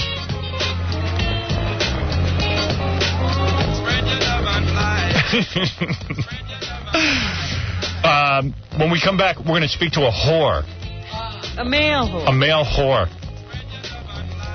That's going to be good. All around the world, statues crumble for me. Who knows how long I've loved you? Everywhere I go, people stop and they say, 25 years old, my mother, God rest her soul. Lord of mercy. I just wanna fly where you want. Put your arms around me, baby. Put your arms around me, baby. I just wanna fly where you want, where you try, where you want. Tonight, it's the new dating game with special guest President Clinton. Bachelor number 1. Describe the perfect date. To build the America where everybody has a chance to get head. You're a weirdo. The all-new dating game on the Howard Stern Television Network. And often at this same moment, a rolling sound, usually some form of Broadcasting from the top of the Howard Stern building. You're listening to the Howard Stern Show on the Stolen Vehicle Police Recovery Network. Coming up soon, LL Cool J, Wesley Snipes, and Michael J. Fox. This is, oh, don't you hate it when the video store doesn't have the movie you want? You hate it, right? Well, next time, skip the video store and go straight to Real.com. Real.com has all the movies you could ever want because they've got more movies than anyone on the planet, over 85,000 to be exact. They've got them at the best prices, too. In fact, right now, they've got the biggest movie of all time, Titanic, for just $9.99. That's $20 off the retail price. That's right. You can get your own copy of Titanic. Is that right? For just $9.99? By shopping Real.com. Pre-orders are being accepted right now. And while you're at it, you might also check out another very big movie, one of the true classics, Privates. Just go straight to www.real.com. That's www.real. Real as in movie reel. www.real.com. They've got your movie. Andy Dick before rehab. All right, Andy, when you come in here, we'll settle all this. What, you're going to look at it? Yeah. Look, I heard you. What was that little cough you just did? You went, yeah. I'm having trouble. I have a cold. See, you want to look at my mouth. You want to look at it, don't you? I know who Andy loves the most. Who? Andy. Howard. True. No, you want to look at it. I'm going to look at it. And you know what else? What? Is Baba Booey still working there? Yeah. He wants to see it more than any of you. Is Baba Booey gay? No, no one's gay. No one? Everyone's bi. There's only a few, very few straight people, very few gay people, but there's tons and tons of bisexual human beings. Howard, am I right? Right. Whatever you say. Oh, man. Hey, Jackie Penthouse joke page Martling, his joke button CD-ROM from Windows has over 330 filthy jokes, only $12 plus $4 U.S. shipping, free cackling screensaver, buy two, get one free, call 1-800-323-KING. Tonight, join Jackie for a chat and stump the joke man at E! Online. It's at 6 p.m. Eastern Standard Time for animated jokes, and the link to E! Visit jokeland.com. Coco goes camping. Coco goes camping. The wife says, Harry. Yeah. I got a whiz. We're going to do it off the riverbank. Goes to the riverbank. She pulls down her pants, her panties. She hangs her ass off the riverbank. Panties. She says, Harry, come here. She says, Harry.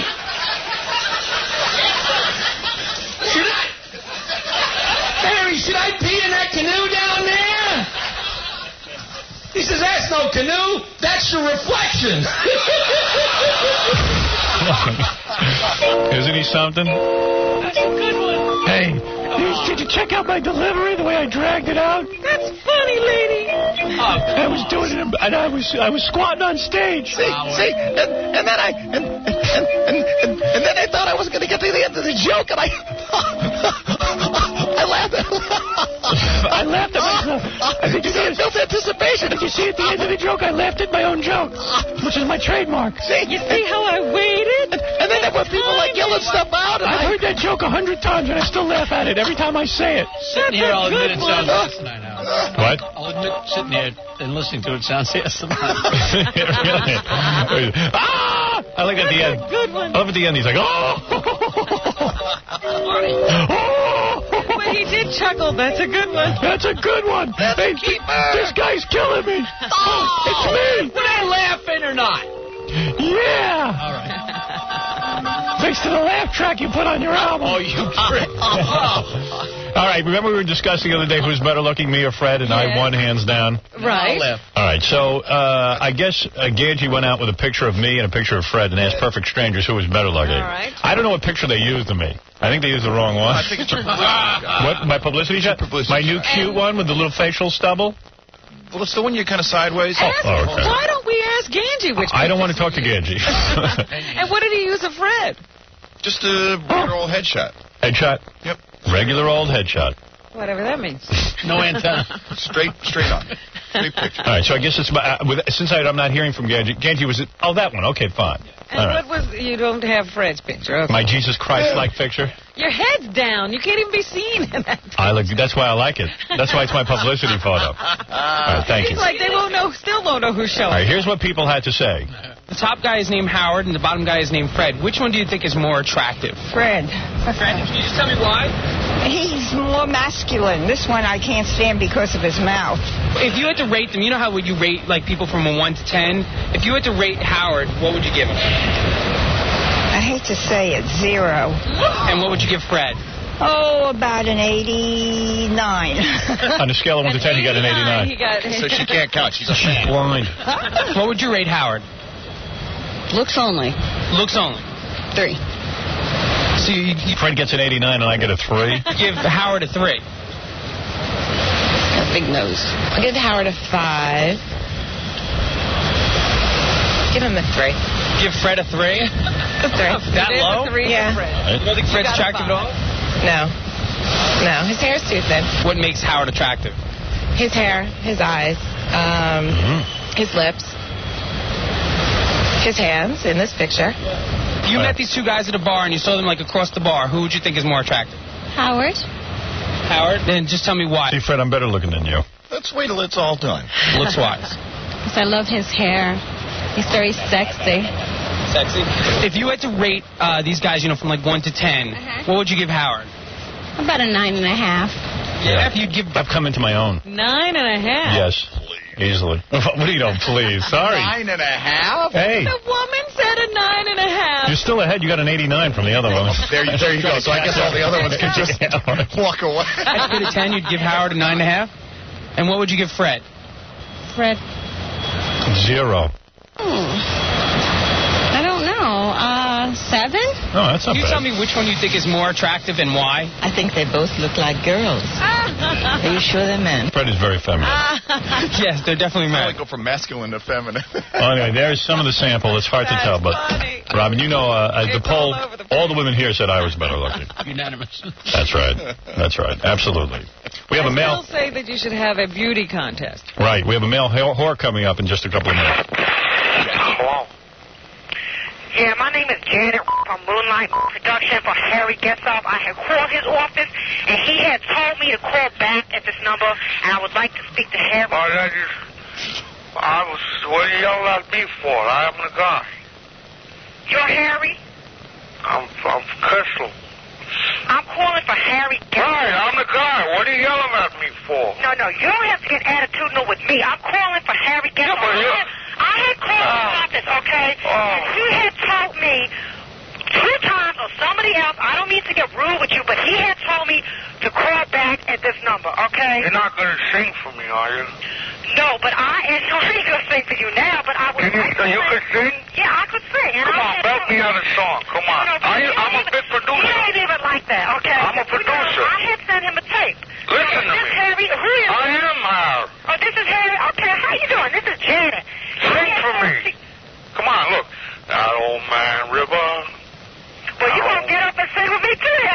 come on, let's do a duet. No, yo, listen. Did you see that Sinatra thing? He had told... Who am I speaking I used to be with Sinatra. Could you hold on, please?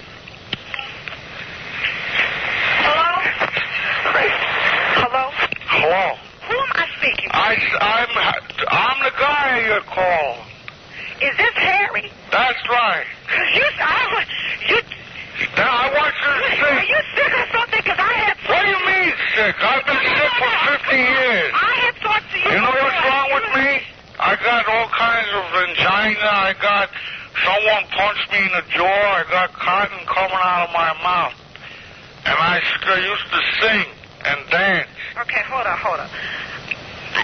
And I used to do a few things. I used to bake cakes and pies, and I used to throw them at myself. Okay, Harry, I had talked to you. You ever try to dance and sing and throw a pie at yourself? All I need from you right now, okay, is your address. I would like to send it. Address? No. I used to do that for a gig one time. Wear a dress. No, I did not. Like, Milton Berle. I said your address. I would like to send you a tape. They used to call me Cotton because I used to wear the cotton in the dress. Yo, and I used to sing and dance. Hold up, okay? Hold up? What do you say? You saying I rob banks now? Hold up? Hey, Mr. Getzo, I just want to send to you. You want a sense of humor? And you got to be born with it, baby. Look, check this out. Two guys wake up in the morning, cross the street. They get hit by a car. That's it. That's, Then I throw a pie at my face, and then I tap dance. That old man river. Crack or something. I don't know crack. How to do it, okay? I had crack one time before, like when I wiped myself. Listen, what do you mean? What are you yelling at me for? You're giving me the address. You remind me of my ex-wife. She always used to yell at me every day. Yell. Quite frankly, I understand. And then I realized I wasn't her husband. Okay, I understand why you do have an ex-wife. Why you gotta go there? I'm gonna get the tape to you, and you're gonna get an attitude. What attitude? You're gonna get an attitude. Attitude? Look, I told you, I called you 3 times last week. You had said to send in the tape. I'm trying to send in the tape and get the information. Okay? I just need the address to send the compilation tape. Okay? Are you from Howard Stern? That's cross-dressing. I don't need to hear that shit. You from Howard Stern? No, I'm not from Howard Stern, okay? Because I could put you on... too, with an attitude. I could put you on the show. Black people, too. Well, what about his partner? Look, you know what? I don't know if it's going to work out anyway, because you don't even understand what I'm saying. What about his partner? How am I supposed to bring my people and perform and do that when you don't even know if you can give me the address? All I hear about all you're doing is yelling bumblebees in my ear. I feel like I got a nest in my ear. You're yelling every minute. Don't you know I was in 2 wars? Mr. Getzo, I just need to get your address so I can send you. I don't need a dress. I wear a pair of pants, them platform pants. Okay, yo, you're crazy. You're crazy. What are you saying about a dress for? If I wore a dress at my age, they'd throw tomatoes at me and all that. Look, you can wear a dress. Your fiancé could wear a dress. I don't care. I could put you on Howard Stern. I could put you on Howard. So his attitude. What do you mean, Talk about black people and all that. Yeah, but his partner's black. His partner with the big juggles. That Robert. Just a little bite goes Oreo cookie, okay? I don't need that not either. And you know what about Jackie the Joke Man? You know what, Mr. Getzo? I am not going to send you a tape either. Because your attitude, no, too. What attitude? I could put you on Howard Stern. I could get you. You know what? I'll call back that office because I think that you're playing with me. What do you mean playing with you? This is not Mr. Getzo. I could put you on with... How would you like this if I put you one-on-one one night, open up for Jackie the Joke Man? Okay. Would you like that? I talked to you last week. Quite honestly, you had... Well, I would ignore that, too. I don't know if this is Mr. Getzo, but I don't think it is. And I don't want to be played with. Hello? Okay? And you're playing with me. And what do you mean playing with you? Last time I played someone, I was in a schoolyard. I got hit with a basketball. Okay, now you... Oh, man, River. I'm being this way with you because I know that this is not Mr. Getzo. I could put you on Howard Stern. I don't care about Howard Stern. What about Jackie the Joke Man? How about Jackie the Joke Man? I don't know who that is, okay? Well, most people know. I don't know who this is, but I don't think it's Mr. Getzo. This is Kissel. Kissel.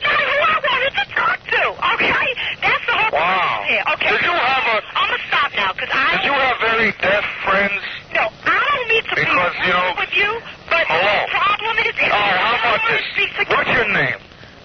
I told you, Janet calling with Moonlight Production, okay? Okay, how about this? How about I get you open up for Stern, Howard Stern? Baby, listen to me. You could dance, you could sing. I don't like the man, okay? Okay, how I about, don't like him. How about Jackie the And Joke you Man? know what? I don't like you. I like to speak to Mr. Getzoff. Well, you know, okay? most people don't like me, especially the one. I used to be a landlord. I threw him out. Blah, blah, blah. That's what you're doing to me. Blabbing in my ear. Take out my tongue. Blabbing in your ear? Not please. I don't even know if I got an ear now after that. What do you got, diarrhea in the mouth? Oh, no. What are you doing, yelling at me? You know what? You don't even... What are you yelling at me for? Last girl that used to yell at me was my ex-wife. You're trying to play with me. What do you mean play with you? Play with me. I can't even play with myself. Look, I'll put you on the Stern Show. I talked to Mr. Getzoff last week. How about I put you on Howard Stern? He said, call this number. I just want to send the tape out, and I know with me. I know you play with me. Miss, how about I put you in 25 million people listen to him? I could get you on a Howard Stern Show. I could have you open up. I don't know who you have with Howard Stern, okay? I'm his friend. I have a production company with my music.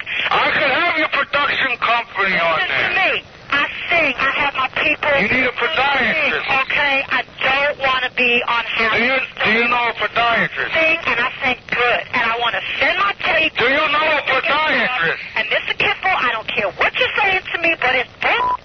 Do you know a podiatrist? I'm going to hang up the phone and call back. What are you calling back for? Call me. I don't know why you fucking playing with me. What do you mean playing with you? I can't even play with myself. I'm in a wheelchair. I haven't even done that. I don't need this. I look like Christopher Reeves, but with 100 pounds more. Okay. What are you talking about? I have canister mustard gas. He's sitting on the phone telling me bull. Blew me up. And he's telling me all that. I don't know who he is. Wow. Okay, you know, I'm going to call back. Why don't you... I'm calling back, okay? You don't want to be on the...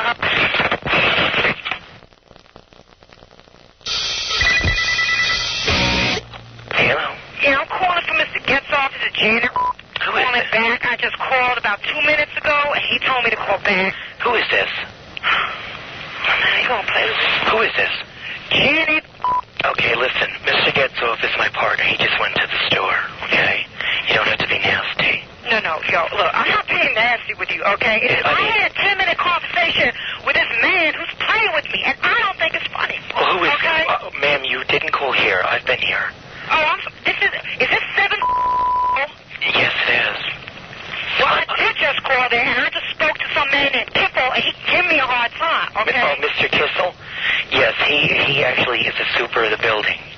He takes care of the building. Okay, I'm calling from Moonlight Production. I told him I just wanted to get the address over there so I could send over a compilation tape. It is not a difficult thing. I don't mean to get attitude with you, okay? Listen. But I don't know what this man told me, okay? I just sent a little f***er out to the store for me, okay? We had a fight last night, too. Things don't go easy for everybody.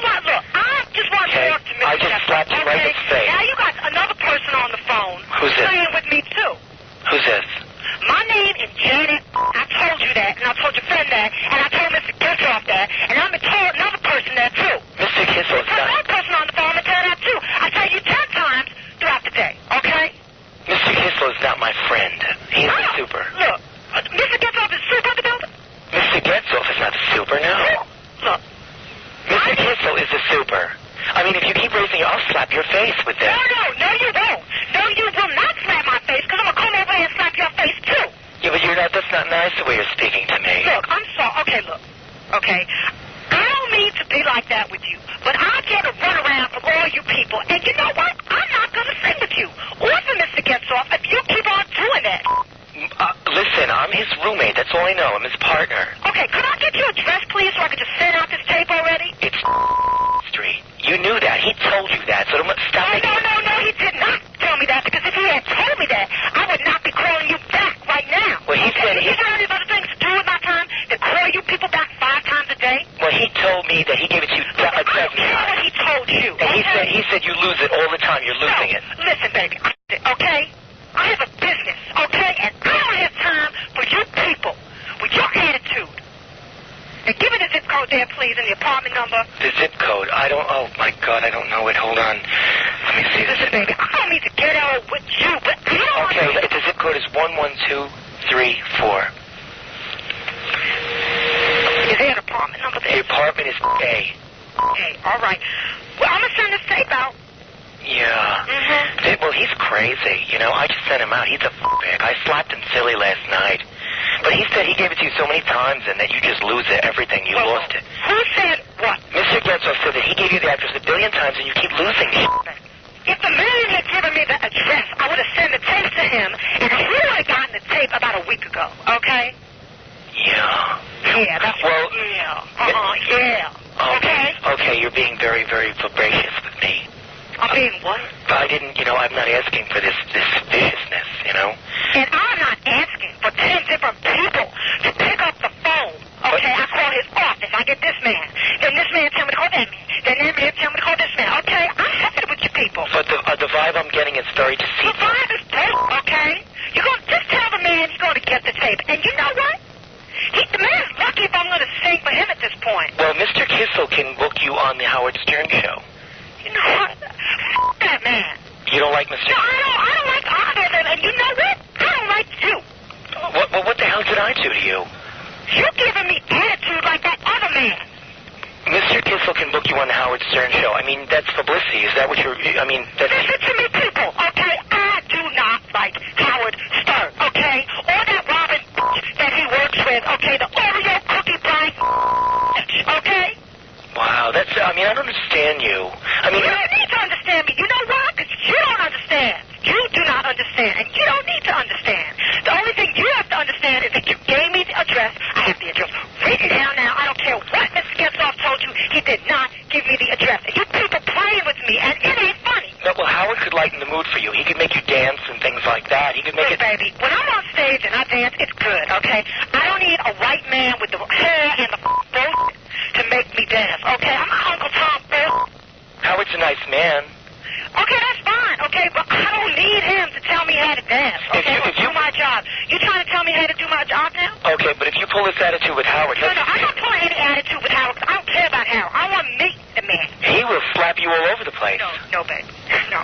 Nobody's slapping me, okay? Well, I'll come over there and smack your ass first. Well, he'll slap you all over No, he don't slap me. Howard, you don't know him. I got the address, okay? I don't have time for this bullshit. Oh, I'm just saying, if we put you on... I don't have time for the bullshit, okay? If we put you on Stern and you get like this... I don't have time for the bullshit. Well, do you... Okay, then you don't... I don't care about this Howard Stern. What do people care about him for? What did he ever do to you? It's not that. I mean... So what did he do for you? Why are you all up in my face to Howard Stern? Oh, we could put you on the show. I don't care, bitch. I don't care. Well, he will slap you crazy if you come off this way. Okay, you know I'm going to hang up now, too. He'll boot you. You tell you Mr. Fake Kissel to suck my... Okay? Mr. Kissel what? He could suck my... Okay? See, that's not nice. No, it's nice, okay? It's very nice. Why are you so hostile? Okay, I'm going to go now. I got the... You tell Mr. Getzoff wherever he is, I'm going to send the tape to him, and I'm very much looking forward to talking to him with working out some kind of a, business agreement. Mr. Getzoff is a big fat ass. I hate him. You know that? I hate that You put me in this predicament. I'm answering the phones to that fat bastard. Okay, man. I'm going to go now. I have the address. You just tell him I'm going to send him the tape, okay? Because I don't have time for this. I got to go. Okay, you just please tell him that. Okay, sweetheart. All right. All right. Is that the best? It is good. Jerky Boys. Every time you listen to it. It's a nightmare. Check out the official Jerky Boys website at www.thejerkyboys.com. Also, coming soon, never heard before, calls, interactive games, and they got a whole bunch of things. They're putting out a new album. Yeah, Johnny Kamel working on a new album, due out by Christmas. And they got a new animated project, too, so that's what they're up to. I just love that.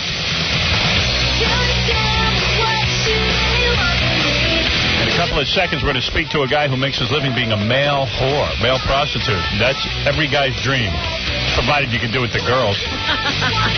Katie, what is it? Hi, I called because a lot of people say that I look like Demi Moore. I really don't see it, but that's what they all tell me. So you want us to evaluate you? Yes, I want you to evaluate me, Robin. All right. When I know I'll get the God's honest opinion from you, Howard. When can you be down here? Oh, let's see. Actually, I could probably be down there next week sometime. Good, because I want to have sex with Demi Moore. Now, you say you look like... There you go. Yeah, I do. So let me see what you look like. Okay. Then I'll have some sex with you. Now, is it just your face or your whole body and everything? Well, I don't know, because I don't know how tall she is. Like, I'm 5'6". But I go places, and it's like, insane. Like, some guy, I was in a bar, and I was falling asleep, and he goes, excuse me, did anybody ever tell you bear an uncanny resemblance to Demi Moore? And I'm like, uncanny, and like, I'll be at work. And all right, I was just looking at a picture of her with Jackie and Fred, and she's very beautiful. Is she? Yeah. Does she look like Demi Moore? No, not this girl. I'm talking about Demi Moore. I was looking at a picture of. So if you look like Demi Moore... Well, I thought I had a picture of this girl. Yeah, if you even look close to her, I'll let you know. Okay. All right? Come down here. I'll put you on hold, and we'll schedule an appointment. All right, Howard. Are you white? Yes, I am. Okay. That would be Hold the on. first criteria. I'm very white. All right. Hold on. Hold on. Don't go anywhere. You know, Gary just told me he lives in Connecticut. He said he's so had it with Powerball. Yeah, I bet it must be a nightmare. He said he was driving home yesterday, a half hour more of traffic because of Powerball. You know what? It's been very difficult getting up that way, and I just realized that that's what's going on. Oh, yeah. Powerball traffic. Sure is. Exits 2 through 9, there was like heavy, sort of congestion. Right? In fact, I give people a little piece of advice. You don't have to stop at the first town in Connecticut. You can go to another town. If you go to exit 15, there's no lines. Really? Yeah, just go up to Norwalk. Is that really true, or are you just saying that? No, it's really true. It's absolutely true, because it's the border towns that get it. Yeah. I know, because Gary's community is full of black people. I mean, seriously. Are there only black people on the roads going for the Powerball? Well, he said no, he there's can't believe Hispanics as well. Yeah. Because he lives in a white neighborhood now. Now there's like tons of Hispanics and blacks. Well, how did Gary get into that neighborhood? You want a great story? My neighbor woke up at 3 o'clock this morning, couldn't sleep, right? Right. So he says, you know what, I'm up. I'm going to go buy a Powerball ticket. So he doesn't know they shut the machines down from 11 to 7 in the morning. Right. He goes up to the gas station. Not only is there a big line, people start yelling at him. What? Really? Well, people are online now for 7 o'clock in the morning. At 3 o'clock in the morning, people are online for 7 in the morning. Oh, my God. What are these people, what do they do? Nothing. You think they were waiting online to actually get the $250 million? Well, I would, now it's $250 million. Every article in the newspaper is now what you should do with your $250 million, how to invest it. Right, they're going to tell you what to do. Because everyone who's won the lottery before, a lot of them go bankrupt. Or, wind up getting into big fights with everybody they know over money. Yeah, there's a story of a guy who won $15 million. Then he got married 6 times, lost all his money, went bankrupt in a couple of bad business ventures, and that was the end of it. You know, I know somebody who won the lottery. Yeah. She gets, after taxes, every year she gets a check for $650,000. Wow. Every year for the next 20 years. No kidding. It's a good check. How do you know her? She's a friend of a friend. She's Right. a friend's sister, actually. Right. And they were telling me that, it's really tough for her because, everyone hits her up for money. Right. And she, doesn't want to buy a new car because she doesn't want people to think, she's trying to lead her old life, but that's not her life. Yeah, I wouldn't lead the old life. Why do that? I'd get a new Move life. out of that neighborhood. I would get a check for 650 G's. I would just buy a real nice house and live there. Annually. Right. After taxes. Nice. Oh, that's great. Meanwhile, I would never get involved in this because you never win. You are involved. I know. I would never get involved in this, but then, these guys from E all chipped in. They're all, you chip in $10, Yeah. and I guess some of them that goes up there and buys the Powerball ticket. Right. I would never do this, but I said, what's going to happen is these guys are going to win, and I'm going to be left out.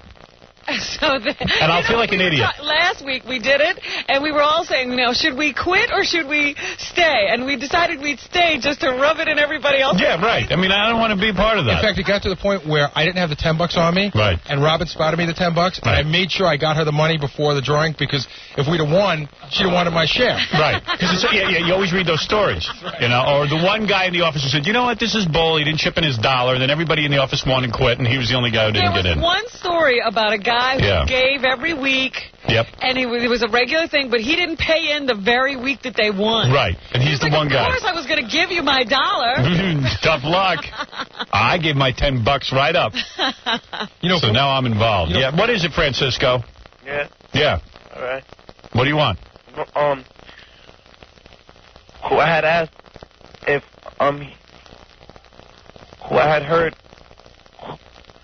who he was planning to hire This guy's a stutterer. Listen to this. So he said, who asked Howard, so I was holding on, and I got to get a hold of this guy. You got to get this guy down. We got to see if this is for real. Francisco, you're a stutterer? Yeah. You want to work for me or something? Yeah. Oh, you're good. Yeah. Were you a black guy? Nah, I'm Puerto Rican. Yeah. And I bet you can't get a lot of jobs because you're discriminated against. Yeah. Because you're Puerto Rican. Yeah. At least he could be but I from a got group that he could. I'm like a white boy. What? Hey, Francisco? Hold on one second. John, you're fired. We got your replacement. We got a replacement for you, dude. I'm sitting here aroused. I'm so excited. Francisco, how old are you? I'm 25.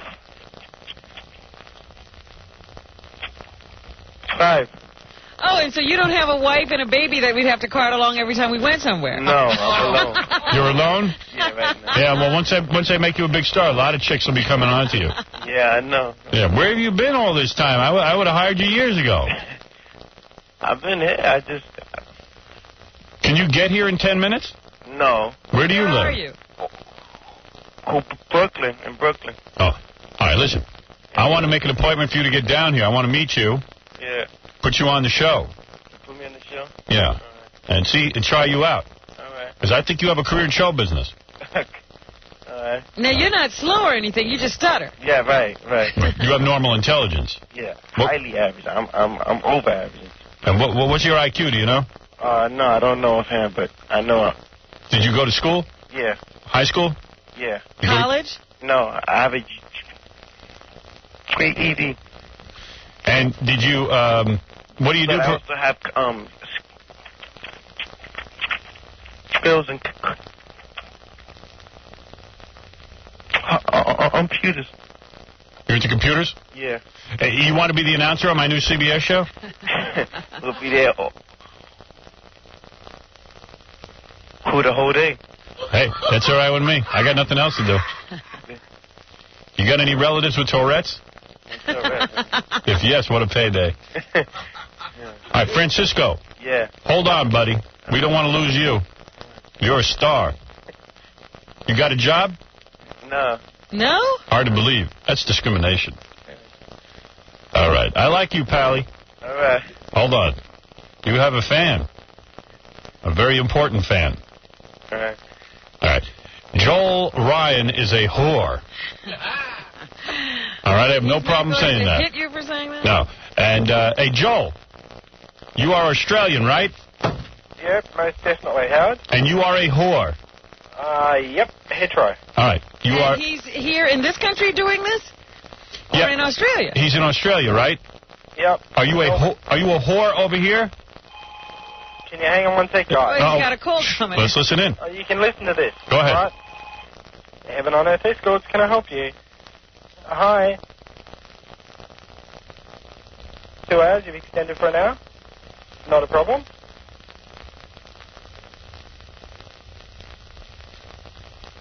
Yep. He's in the middle of it. Not a problem. It's in the middle of Yep, that's cool. No Just, worries. expanding You're hours. at 12:03. Okay, bye. Back again. All right, Joel, you're telling me you were just on the phone with a chick who wants to pay you to have sex? No, it's just on the phone with one of our escorts out on a job who's just extended for another hour. And he is with a woman? No, it is actually a woman. We have female escorts as well. You have female escorts? Yep. All right, listen to me. For those guys who want to learn how to be a male whore. Yeah, he says he's sleeping with women. That's what he says. I got to do commercial break. Joel, hold the line. We're going to interview you about being a male whore. Is this lucrative? Oh, most definitely. How much money you make a year? Oh, varies from year to year, but generally around about US, probably about 80,000. So for $80,000, you get laid? Yeah. All right. Hold on for details with We'll Joel find out Ryan. everything. Find out everything. I'm Roger Ebert of the Chicago Sun-Times. And I'm Gene Siskel of the Chicago Tribune. Yes, Private Parts is all about Howard and how he grew from being a nerd to the #1 radio jock in New York City. Private Parts is rated R, of course, and has a couple of nude scenes and a little Howard's raunchy, freakazoid, toilet, lesbian-obsessed humor. A little of that. But that aside, Private Parts is really a mainstream movie in terms of its focus on a loving romance and its modern-day story of the revenge of a nerd.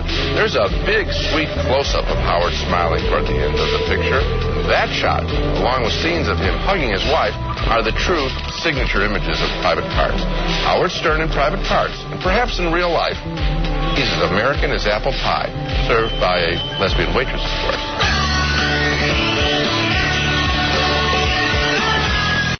Ladies and gentlemen, we're back. With the Howard Stern Show. Joel Ryan is a whore, and he's proud of it. Loves being a whore. But he's down under. This is the best place to be. Joel, you're in Australia, right? Certainly am. Is prostitution legal in Australia? In Victoria, we're based. We've got a license from the government, the state government, to provide sexual services. Let me ask a bunch of questions. How old are you? 36. All right. Good-looking guy? They tell me on occasion. Are you as craggy as Croc Dundee, or are you, what? Are you smooth-skinned? Are you smooth-skinned? Well, if anybody really wants to have a look, they can have a look on our website. What is that address? It's on there. There's a picture of you. Wait, don't give it out yet. I'm gonna first get on it, then you'll give it out. Hold on. I want to take a look at you. Yeah, because otherwise we'll get jammed out. Yeah, you know what happens with these websites. Yeah, well, we've set it up specifically with it's the only site on the server. Oh, is that right? We're imagining that we might get an influx of people having a look. People? So we've set it up specifically this way. All right, because a lot of guys want to know how to be a whore. Hold on a second. We'll actually be having lessons on our website within the next few months. All right, now I'm pulling up your picture on the website so Robin can see, because I want to know if she'd want to have sex with this whore. Okay. And I say the word whore because you are one, right? That's what they call it. And you say you never had sex with a man? Never. Never? Never. You're telling me that this is women that you serve? Women only. Women only. We're the only agency in Melbourne that's exclusively heterosexual. Okay. Now, let me ask you something. What does a woman... Wait a second. I haven't gotten on your website yet because I keep... Yeah, I'm waiting for this picture. Yeah, wait a second. Let me see if I can get back on. I must have typed it wrong. I got a typewriter from hell here. Wait a second. www. .com. I hate it. I hate .com. All right, hold on a second. It says I can't get on. Wait a second. What? Because I'm typing and talking at the same time. Let me see. Hold on, I'll try it one more time. I love how we can never... Everybody else in the world gets on but us. I'm telling you, your server's down. No. You blew it. No, can't get on. Oh. You got the right address? AU. Well, why don't you write that? Do that for me. Well, I don't know what AU. What do you mean? After the .com, you hit AU? Yeah, which is for Australia. Oh, but how would I know that? Because your crack assistant wouldn't tell you. Yeah, I mean, after the word .com, you put AU? We have a crack assistant. Got AU? Yes. I mean, seriously, I hired a football player. Oh, no, now I'm on in 2 seconds. Thank you. You got to give me the whole address. Yeah, we know it's your fault. Down and give us 20 right now. Yeah, I mean, it's always your fault. Hey, nice. Okay, so the address is www.heavenonearth, one word, all in lowercase, .com.au. All right, let's click on the... Don't forget that AU. All right, don't forget AU. So I clicked on the logo, and it's going to give me a picture of you? Yep, you'll go from there into male escorts. Right. Male escorts. Let's see, male escorts, Robin. Okay. Female escorts, male escorts. Okay. I got to see some... How many miles do you have? We've got probably about 8 male escorts working here. And since your name is Joel, I'll click on Joel. That's a good start. All right, let's see. I can even listen to Joel. Let's see. Hold on a second. There he is. That's you? That's me. You're not even that good looking. I'm better looking than you. I could get a pretty penny for this puss. You'd probably be raking in the bucks. You got a good body? No, they tell me it's not too bad. Oh, man, you're not even good looking. And you're telling... Let's look at some of the others. Is there any beefcake there? I mean, really? What is that? Let me see what Jeremy No, looks I'll have a look at some of the others, then. Hey, Don't forget our products page. you're telling me a guy, you look like an accountant. Exactly. I'm telling you, Jackie, you're better looking. That's right. I got 3 male models in here. Yeah, you ought to pay me just to look at me. Boy, that one took me by surprise. Really? I figured Joel was like a great-looking guy. Some real stud, huh? I see. Now the whole thing's very slow because everybody's logging on. Yeah, everyone's logged on. The whole thing's jammed up.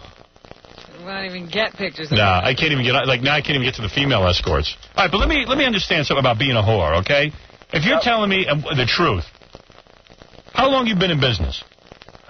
6 years. Okay. And in that time, how many broads do you think you've done? I don't keep count, actually. All right. Well, how often do you work a day? As an average, I don't do as much work as I used to because I run the agency now and I do reception. So I probably do about 10 jobs a week. 10 jobs a week? Myself. And how much does it cost me if I'm a woman to have sex with you? Australian dollars, 180. 180? Yep, Australian dollars. And how much is that American? Probably about 150 American. All right. And are you very large? Because, I mean, seriously, I've never seen it. Now, these broads you're doing, and I want you to be honest, there is no way you're doing young, pretty women. Yep, we do penthouse pets, we do strippers, all sorts of different women. Models. The 99% of the time, is it very old, ugly, dried-up women? No, it's not. Because it takes a certain amount of self-confidence to ring up and order a man over the phone like a pizza. And women that don't have that level of self-confidence don't ring. I don't believe this. Do you believe this? Not at all. All right, wait a second. But he's really in business. It's a great urban myth that everybody thinks that they're all shriveled up old prunes. And it's not like that at all. And you go into a room and these women call you up, and why is it that a penthouse pet can't get a man? It's not that she can't. It's that she wants to be in control, thinks it's a bit of a thrill, bit of fun to organise a male escort. Have you ever refused a client? Women, when they book, are in control. Have you ever refused a client because she was too ugly? No, never. All right. And when you get into the room... Can you always perform? Always. And do they call up and request how big you are? Do they want to know the size? Some women do, but the majority of people that ask about size are when they're trying to organise a threesome, like a straight threesome. The males always concerned about size. Okay. And let's say a woman calls up and spends her $140 American. And about 150. Okay, you go into a room or you meet her somewhere in a hotel or something? Yeah, hotel or her house. We're only licensed to provide escort services. We visit them. All right. And then you go over there, and what do you do? She looks you over, and if she says, okay, you go in, and then what does she do? Disrobe, and then you kiss her everywhere? No, well, it generally takes on more of a normal nature. It's very seldom that it happens that quickly. Oh, so there's a little talk.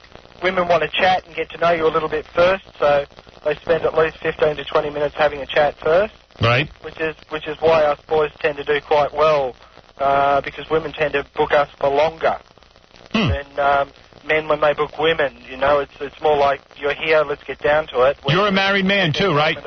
You're married. Yes, I am. Okay. When do you sleep with your wife? When he gets home. But he's done. Do you... you guys are never done.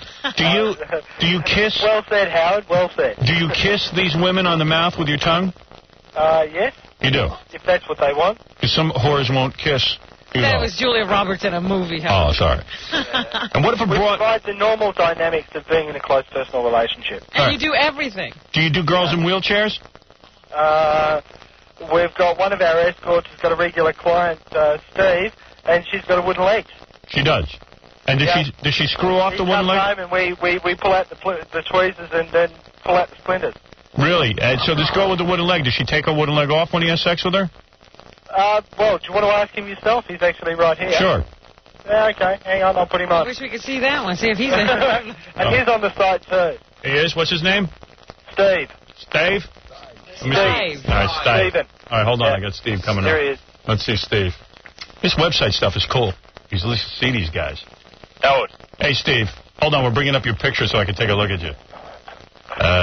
Steve says, my pleasures are the good things that life has to offer. Like? Steve, how many women a day do you do?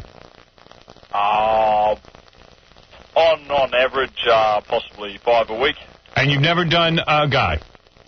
Never done a guy. Never gone near them. No, I get enough touches on the football field from my footy mates without having to go looking for it. All right, let me understand something. When you're with these broads, you go over there, let's say the amputee, right? Does she unscrew her leg and, like, you know, does she take it off so you can caress her stump? Nah, she leaves it on and rolls over me with it. That's one of her fantasies. So she leaves it on, seriously? She leaves, she only got one, but she leaves it on the whole time. What's the oldest woman you ever did? Oldest woman, probably 52. Was she the grossest one you ever did? Are there a lot of gross women that you have to do? Not even close to the grossest. She was one of the finer ones that I've actually had. Well, do the husbands ever pay to watch you do their wives? Yes, sometimes. They just sit back and watch. Sometimes they're older and they can't, huh? Enjoy the scenery. And what about when you go to these homes? How do you know you're going to be safe? I mean, how do you know someone's not going to come out and kill you? Every job we go to, we're accompanied by security. And how did you get into this? How did you know you could do this? I actually started off doing security myself, and then was asked actually the first night of doing security if I wanted to be an escort. And I jumped at the chance. And why do you only do 5 women a week? Why not more? Is there not enough business? The demand sometimes isn't there. It comes in surges. All the women in Melbourne seem to come on heat at the same time. And so, I mean, one weekend, we had seven inquiries. Let me speak to Joel. Just for males. Let me speak to Joel again. See, it sounds like the women aren't calling as often as men. Right. But the good thing with the women is that they're all beautiful women that call. Well, I don't believe that. Hey, Joel, let me speak to Joel. I'll put you on. All right. I wonder why they keep saying that. Thank you again, Howard. Hey, Joel. Now, why are you the most expensive? There's 24 male prostitutes in Australia. It's legal, and you are ranked the most expensive. Why? Is that because you are 9 1/4 inches? No, it's not me. It's not me specifically. It's all of the escorts from our agency because we only have hetero guys. All right. All of the other agencies that send guys out to women, it's predominantly bisexual men. And is it true that if an American woman was to call you on the phone and prepay, that it would be over in a flash, and it's legal. And it would be legal because she prepaid and no money has changed hands in America? That's correct. We've provided escorts all over the world, both male so and female. You can actually get an escort from them to come here? Yes, Robin. Wow, jeez. Dave, you're on the air with Joel. Joel, you guys are homos. Why are you saying homos? That? Are you thinking that... First of all, they call it Australia. It's Australia. They're all homos. They got HIV, the two of them. Oh, please, that's ridiculous. I'm telling you, man. Joel, you do not have HIV, do you? I do have to tell you, we have to have monthly STD checks.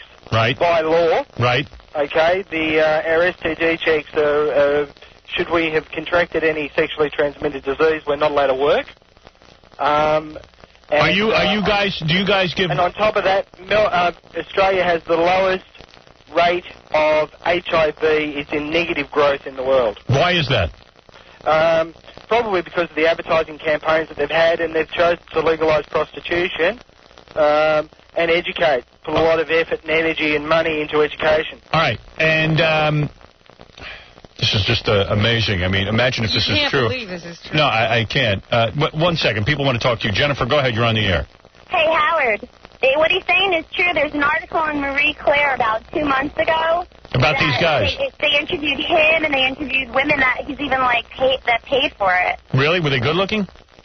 Yeah, they had, one woman was young, and one woman was older, one was married. For the Marie Claire article. Yeah. So he uses a lot of toys. His wife even knows about it. Yeah, I know. Now, you're married. Your wife has no problem because supposedly you're emotionally monogamous, whatever that means. Yeah, well, that's true. What does that mean, emotionally monogamous? Well, the thing is, when people pay you to go out, they're paying for sex, they're not paying for love. Mm-hmm. So, there's quite a distinct difference. Okay. And you say you work 364 days a year. What do you tell your family you do? He tells us, what do you tell your family you do? They know. Yeah, they know. And Christmas is the only day you're closed. That's it. Do you give these women... No, not me personally. Some of our other escorts do, but that's not my cup of tea. What do you do with the toy collection? Pardon? What do you do with the toy collection? Oh, I've got a lot of inventive things that you can do with toys. So when a girl hires you, you do a lot of interesting things with vibrators. It's not just vibrators, it's all sorts of things. Whips? Yeah, that's right. Right. Lots of women have never tried toys. And they're too embarrassed to actually go into a shop to buy them, which is why we've actually got them on our website for sale. I see. Because they're just too embarrassed to actually go into a sex shop, which is predominantly male-oriented. Dina, you're on the air. Dina. Hello. Yeah, you're on the air. Go ahead. Yeah, I really like to say that, Howard, you're the greatest entertainer of all. I'm from Toronto, by the way. Thank you. And Robin just makes the show, and Jackie, great voice. Okay, what I really like to say is his name Joel? Yes. Joel, how can you condone prostitution when all the little girls are being forced onto the streets and being pimped around and getting STDs? How can you condone that? Well, you see, the thing is, that's in an environment where sex work isn't legal. Okay, one of the prerequisites of our legislation in Victoria is that we are not allowed to advertise the staff. So people that are interested in becoming sex workers have to actually approach us. Hey, never mind that. Let's say I'm a guy, I want to get in business with you because I want to be a whore and I want to screw chicks for money. Yep. How do I get involved? Well, normally what would happen is that they would have to ring us and apply. I see. And what is the application process? Well, with us, it's what we do is we actually ask for a money order, postal order, a nominal amount of money. No, let's say I want to become a male whore. Yeah, you don't have with our agency or just becoming a whore. Yeah, I want to become a whore. Like, there's a lot of guys in my audience saying, "Hey, we want to bang chicks for money." Now, let's say okay. Well, in the U.S. No, they want to join your company. In our company. Yeah. Okay. What happens is people will ring up and they'll apply for work. Right. We will then give them a post office box and request that they get a postal order, money order, for a small amount of money. Now, that is to discourage what we call the wankers or wannabes. I see. Okay? Because what does a guy need to be a male whore? Like, does somebody try him out? Yeah, I mean, like, No, we don't casting couch. Right, what we do is we make the application so difficult that only a few people persist in applying. What could be so difficult? Well, it's all done by mail, so they get frustrated with the delays by the time we process the application. Is there a length requirement? They have to do full resumes, including photographs, STD checks. What if I'm very small? Pardon? What if I'm very small? Well, depends what people call as small. Less than half an inch. Less than half an inch? That's right. Have you ever considered surgery? Well, I don't think it would help. Dominic, you're on the air. Go ahead. Hi, it's Dominic. Yeah. It's against the law to bring someone into our country for the purpose of prostitution. Well, no, not if you pay over in Australia. No, it doesn't matter where you pay. It's the act on here. Yes, it's the purpose. It's a violation of the Mann Act. It's a famous, it's an old law. But I don't think he says they're coming in. They're just here, and the money's transferred over there. Right. That wouldn't matter. By the way, Dominic is a former male prostitute, so he knows. Yeah. All right, very good, Dominic. Who cares? Thank you. All right, so Joel Ryan, you are a whore, and you say women are willing to pay for sex. How much do they pay? 150. 140 American. 150 U.S. Oh, sorry. Got my facts wrong. And how much do they get for 150? How many hours do you stay there? 1 hour. Oh, 1 hour. Unbelievable. By the hour. Yeah, I guess it can really be done. Jesse, you're on the air in Canada. Yeah. Howard, they had a little documentary about this guy. Okay, and he goes around, and they're all fat pigs. Really? Well, yeah, all the girls they're all fat horkers, and he goes with his little suitcase with his toys. Right, now you mean the chicks he's doing are fat pigs? No, that's right.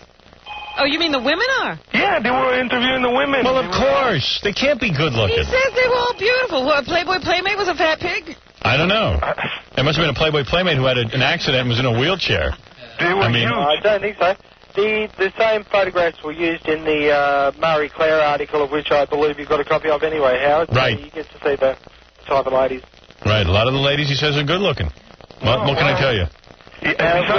When they did the documentary, they filmed about nine clients, and then it was up to the editors of the BBC which clients they chose to use in the documentary. And you have 4 children. The documentary wasn't aired in Australia, so I don't know what it's like. And you have 4 children and a wife. Yep. And what about the kids? Are they going to become prostitutes? I have absolutely no idea. It's quite a few years off yet. Would you forbid them from doing that? No, if that's what they wanted. The only stipulation that I would put on any of my children is that they be involved in a relationship to know the difference between love and sex. And on Take Your Daughter to Work Day, do you take your daughter to work? Yeah, sure. Hey, Joel has a wife and 4 kids. He averages 3 women a day for sex, and he claims he is actually getting heterosexual sex and getting paid for it. It's an amazing story. And he brings his sex toys with him. Yes, he does. Yeah, he uses those. He doesn't use his own. And he says he has over 1,200 clients, which is pretty amazing. Well, Joel, we'll all go on your website. I know I can't get back on it. It's completely packed with my listeners. I would like to see the rest of these escorts. www.heavenonearth.com. AU. .au. You get a video cassette from the CBC up here in Montreal. All right, thank you. Joel? Yep. Do you let your wife whore herself out? If that was something that she wanted to do, that would be her choice. She just doesn't want to do it. No. All right. Well, there he is. Here's a man who wears the pants in the family. Is she a stay-at-home mom? No, he actually doesn't wear the pants. Is she a pig or is she good looking? No, good looking. Really? Stunning, actually. Well, there it is. And let Amelia ask one last... Oh, I see Amelia's gone. Okay. She wanted advice on how to make her husband last longer in bed. Do you last a real long time?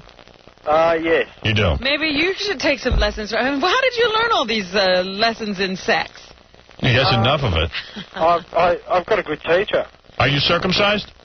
No, I'm not. Yep. See, most guys overseas are not. No, they aren't. All right. Women turned off to that? No, not at all. They enjoy it.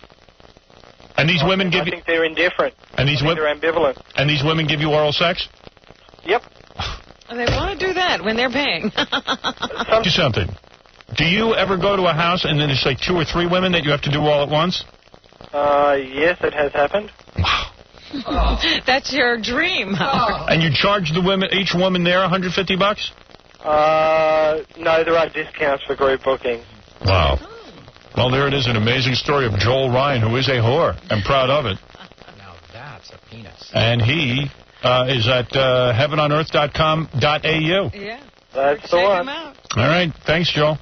It's a pleasure, Howard. Pleasure. And feel free to ring any time if you want some juicy gossip of some of our more interesting stories without naming names. We can give you some good entertainment. All right. Give me the best story you got. Oh. There was a particular job I went to in one of the major 5-stars. All right. 5-star hotel? Pardon? 5-star hotel? Yep. Go ahead. And it was a lady's 40th birthday and arrived to discover there was a full camera crew there. They wished to record the event for posterity. Really? And, so ended up kicking the film crew out. Mm-hmm. And left the sound on, turned the camera out the window so they got a great view of Melbourne by night. Right. And asked the lady whether she wanted to continue, and she said yes. And they obviously had a remote on the camera because you heard it start up a couple of minutes after everybody left the room. And about 3 weeks later, I was going up to a job in Sydney, which is another state, and sitting in first class, and Lord and behold, the same lady whose birthday it was ended up sitting next to me in first class, and she stared out the window the entire time from Melbourne to Sydney. So embarrassed she was. Wow. All right, Joel, thanks.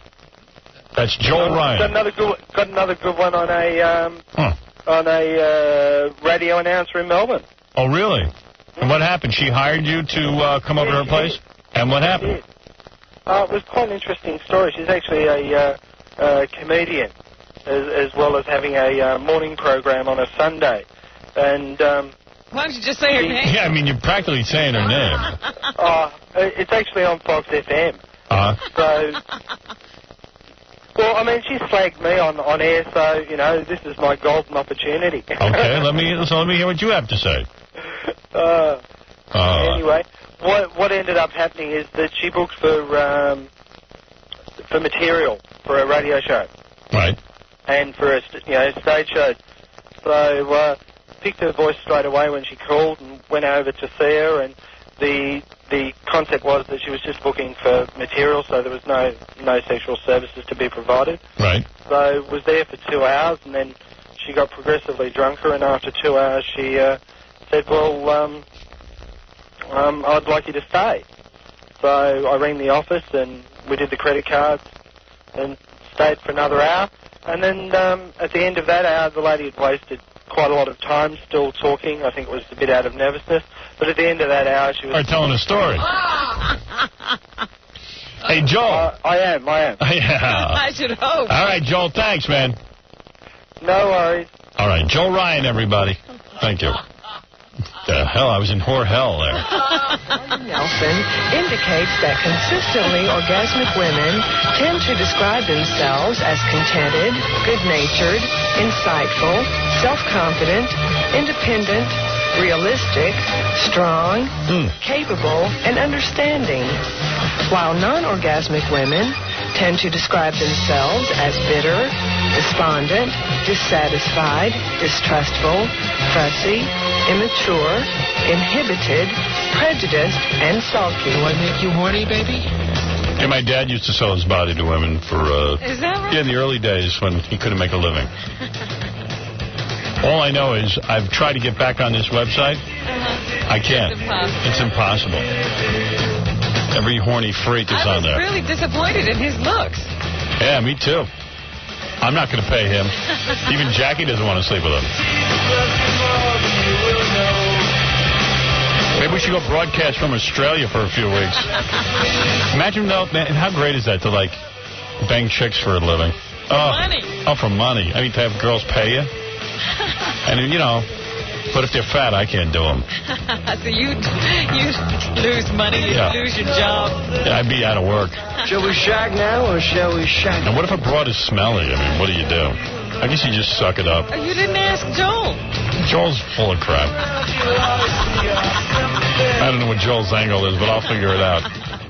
Stroll around the grounds until you feel at home, and you feel Mrs. Robinson. Jesus loves you more than you will know. Whoa, whoa, whoa. God bless you, please, Mrs. Robinson. Heaven holds a place for those who pray. Hey, hey, hey. Hey, hey, hey. In theaters now. Leave It to Beaver, the director's cut. The Cleavers talk about Beaver. Hey, Mom, how's the beaver? Fine. Oh, I guess it's all right. What a mess. Well, it certainly looks it. Want some of this? I don't think so. Showing now in a theater near you. It's the all-new Leave It to Beaver. June's jazzed about her beaver. Oh, it's gorgeous. Smells nice, too.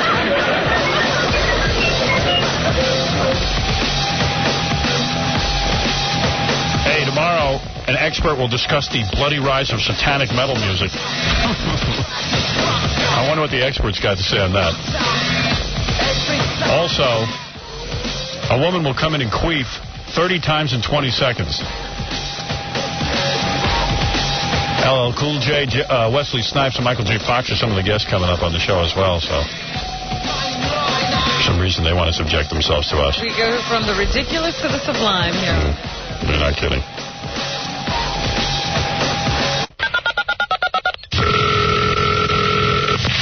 Hello, Miller. Yeah, Bill. What do you want to talk to? Bill. Bill. Lonnie. Bill. Lonnie. Lonnie. Lonnie. Bill Lonnie here. Bill Lonnie. Don't know what about that thing. Could you ask if Salami is there? Salami? Yeah.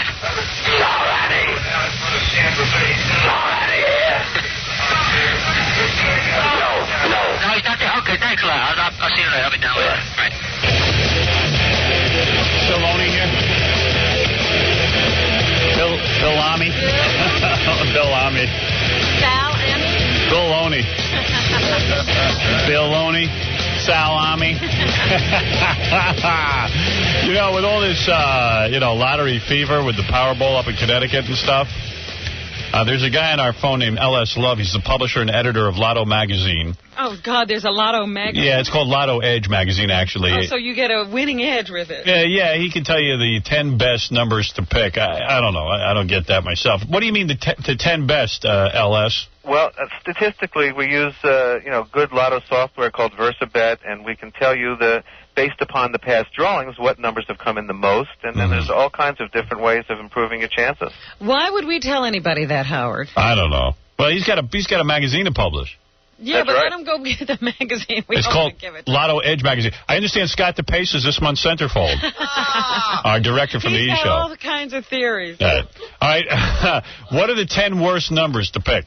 All right, well, the 10 worst numbers are 32, 48, 43, 40. Why? Well, because they've only come in very few times in the last 50 games. Since Really? they But changed that the doesn't game. mean anything because they could come in anyway. But he's saying statistically they don't seem to come up for some reason. Well, Could be their time. Right. They use hard rubber balls and man-made machines, so the machines have biases, and more numbers tend to come in than others. Like number 30 has come in 14 times in the last 50 games. You mean most of the winners always pick their own numbers? You know, when you go there and they have the computer pick the numbers for you, what's that called, Quick Pick? Yeah, that's called a quick pick. Is that no good? Quick picks do win, but most of the time they're way out of balance, Howard. What do you mean? Well, I'll tell you, most of the time, let's say the average sum when you add up the 5 numbers in Powerball is about 115. And you have no control over it. If you don't want to play numbers that add up to 60 or add up to 180. Because You're saying they the lower don't happen. the lower the numbers, the worse your chances of winning. Well, there's a statistical range that between, let's say, 100 and 135 I never believed in Powerball. those. This is Powerball I'm talking You got a whole magazine that comes out about this? Oh, I've been publishing for 13 years. You tell me every month you come out? I come out twice a month. Twice a month, and it's all about picking numbers for the lottery. That's right. And over $16 million have been won by my readers for the magazine. Really? Let me give you an example. If you use a quick pick, you may come up with all 5 numbers in the Powerball odd or all 5 even. That doesn't happen very much. What you want is 2 odd and 3 even, or 3 odd and 2 even. I just can't believe this. In 65% of all games. Science to Yeah, I mean, how many pages is this magazine? My magazine is 12 pages. And all articles pertaining to the numbers you should pick for lottery. That's right. We do one for California. So then how we do well have you done with the lottery? Well, I've won the 2nd tier and 3rd tier prizes, and again, my readers have hit jackpots. So how much money have you won off the lottery? Oh, I haven't hit a jackpot. I'm not retiring from winning the lottery, but my So you've won $4 like me. Here's a question. Name 3 stupider magazines than Lotto Edge magazine. Well, That's amazing. TV Guide that didn't put your picture on the newsstand. There you go, and TV Guide, because they just give you free TV listings you get in the newspaper every day. Now that I think about it. Hey, you're pretty good at this. Hey, so what you're saying, LS, what does LS stand for? Larry. Larry? All right, Larry. I'm not going to call you LS. LS Love. Is that your real name? Yes, it is. Larry Love. Larry Love. Just remember Tiny Tim used that name at one time. Right. Larry, so that's your real name? Yes, it is. Okay. So, Larry, what you're saying is that don't do quick pick. Pick your own numbers. The higher the numbers, the better. Well, you want your 5 numbers to add up between, let's say, 100 and 135. All right. And you're saying statistically I'll stand a bunch of chance. Why don't I just go? Now, they're giving away a $250 million prize in Connecticut. Why don't I just go and buy $80 million worth of tickets? Well, first of all, logistically you couldn't do that. You'd have to fill out the play slips and you'd have to get them played, and it would be absolutely impossible. More so, if 5 or 6 people also won at the same time, you'd lose money. In other words, because think about this, Robin, there's supposedly like 80 million combinations of numbers. Is there only 80 million? Yeah. Right. So why not just put up $80 million, and then you get $250 million back? Yeah, but if you got to pick all the different numbers. Howard, The if right 5 people won, you'd be splitting it with them. Oh. You'd be losers, and you couldn't get the tickets played. It doesn't work. I see. All right, so that doesn't work. All right, look, this guy seems to know something. All right, thank you, L.S. Love, publisher and editor of Lotto Edge magazine. Howard? Yes. LottoEdge@Prodigy.com. If anybody would like a free sample, they can email me. Thank you. Thank you, Hal. That's L.S. Love.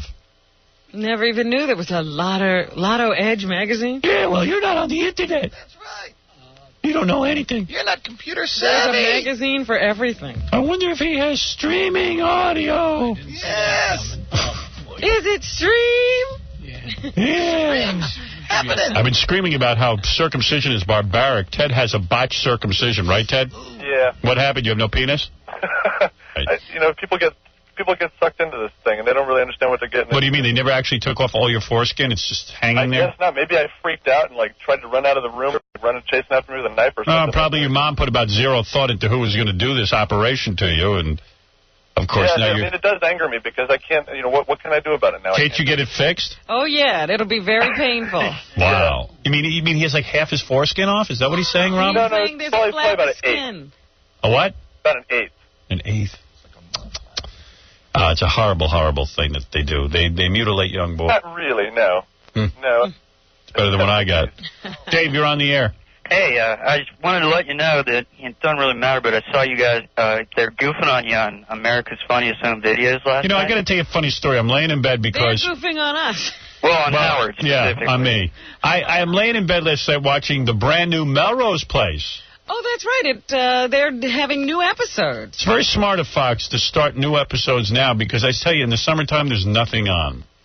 Anyway, I'm watching this very excellent episode. Commercials came on. I'm tooling around the dial. 2 seconds, I'm tooling around the dial. I see America's Funniest Home Videos because I'm looking at Daisy Fuentes in a dress trying to look sexy.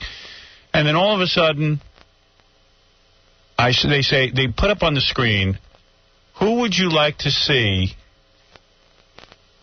fall down some steps or something, or get hit over... Fall down and get knocked out. Yeah, get knocked out by a hammer. And it said, some guy goes, Howard Stern.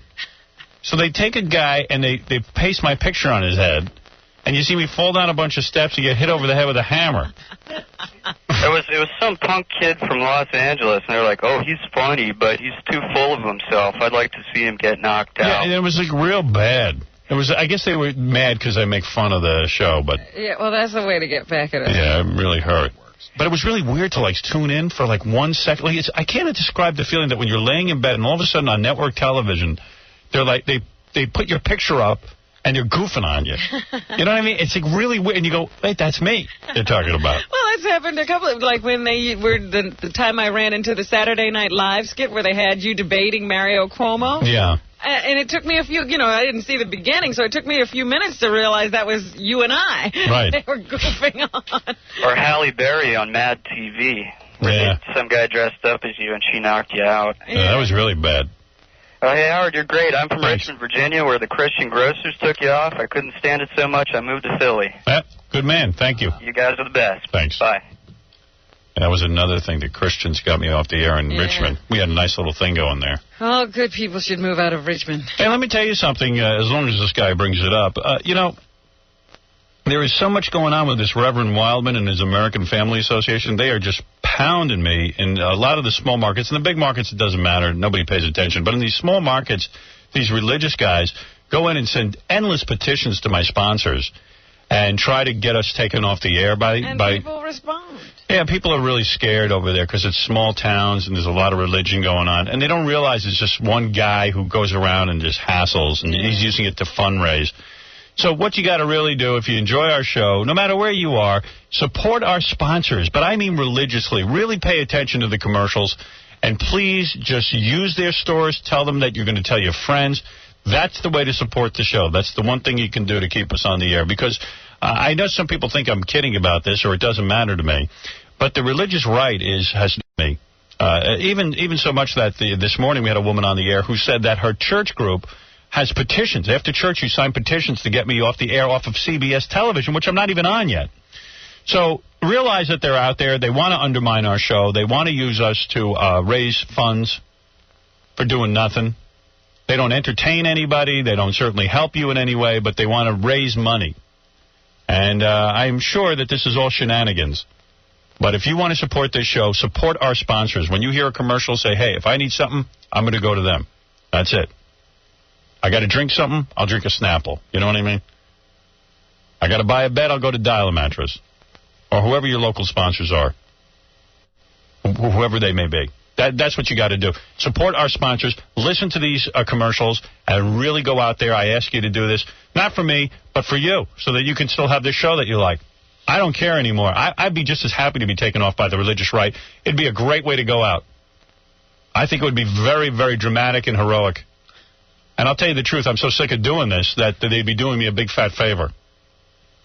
But if you like the show... Why are you telling people to do anything about it? Because I believe that it would be also... I don't know, that's a good question. All right, don't do anything about it. You're absolutely right. I could care less. Thank you. Thank you. You know, because I was just exhausted. Thank you. That's right. Why would I care? Yeah, don't do anything. When the religious right attacks our sponsors, don't do anything. Thank you. Thank you very much. Sit still like Fred. Fred watches life go by. Yeah. Oh, yeah. I don't care. It's Howard's job, not mine. There it goes. Right. You should help him with the letter writing. Hey, it's his show. There it goes. I don't care. I can get another job at my dad's farm. I can go back to working on a farm. Oh, boy. All right, anyway, it was a good point. Cheers. Whatever your point was good. All right, Robin, what's in the news? For that one. It's not for me. Oh, More news now. Ooh, Bertie. Is it Stream? I won that one. I won that one. Yeah, right. It ain't over yet, that boy. Hey.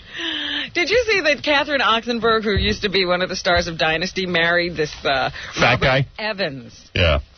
Who was the former head of Paramount, right. And he, married Ally McGraw at one point. Yeah, I predict the marriage will last 11 minutes. The marriage is already over. Oh, no. They knew each other 4 days. Ah, that's great. The marriage lasted 12.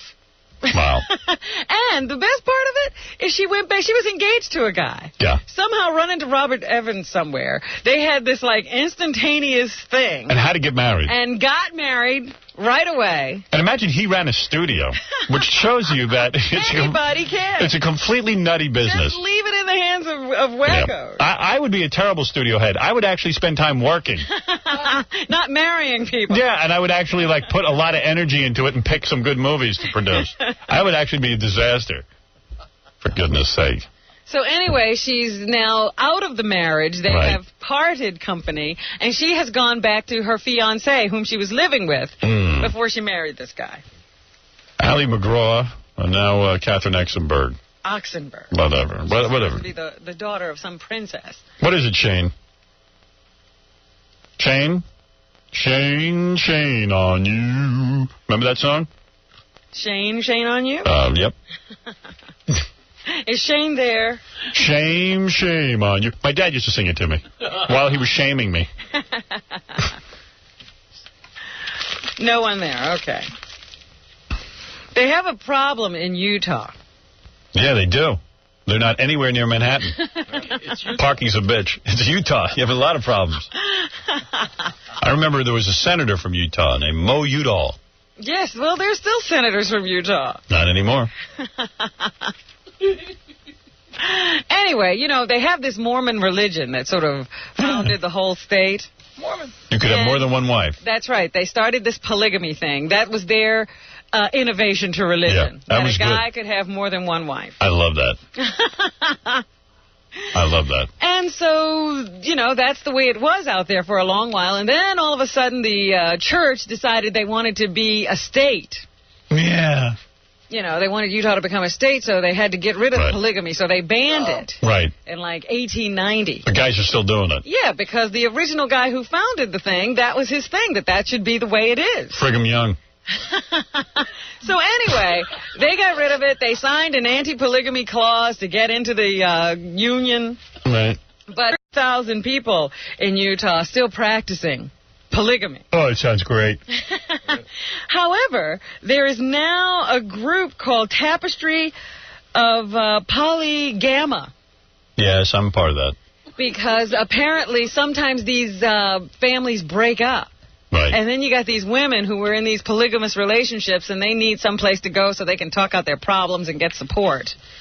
And they are pressuring the governor of Utah to start prosecuting people who are practicing polygamy. Wow. But, you know, it's weird. It's like, I would figure a guy who could have a lot of wives would just hold on to all of them. You're saying that they break up sometime. Yeah. Interesting. And they have all kinds of children, you know, 50 different families, one under one roof. Well, I'm all for it. Crazy. Well, but, the governor hasn't prosecuted any of these people yet. Now this group that's organized with, you know, women and children who are opposed to it, they want him to start doing it, and he can't find a way to get out of it.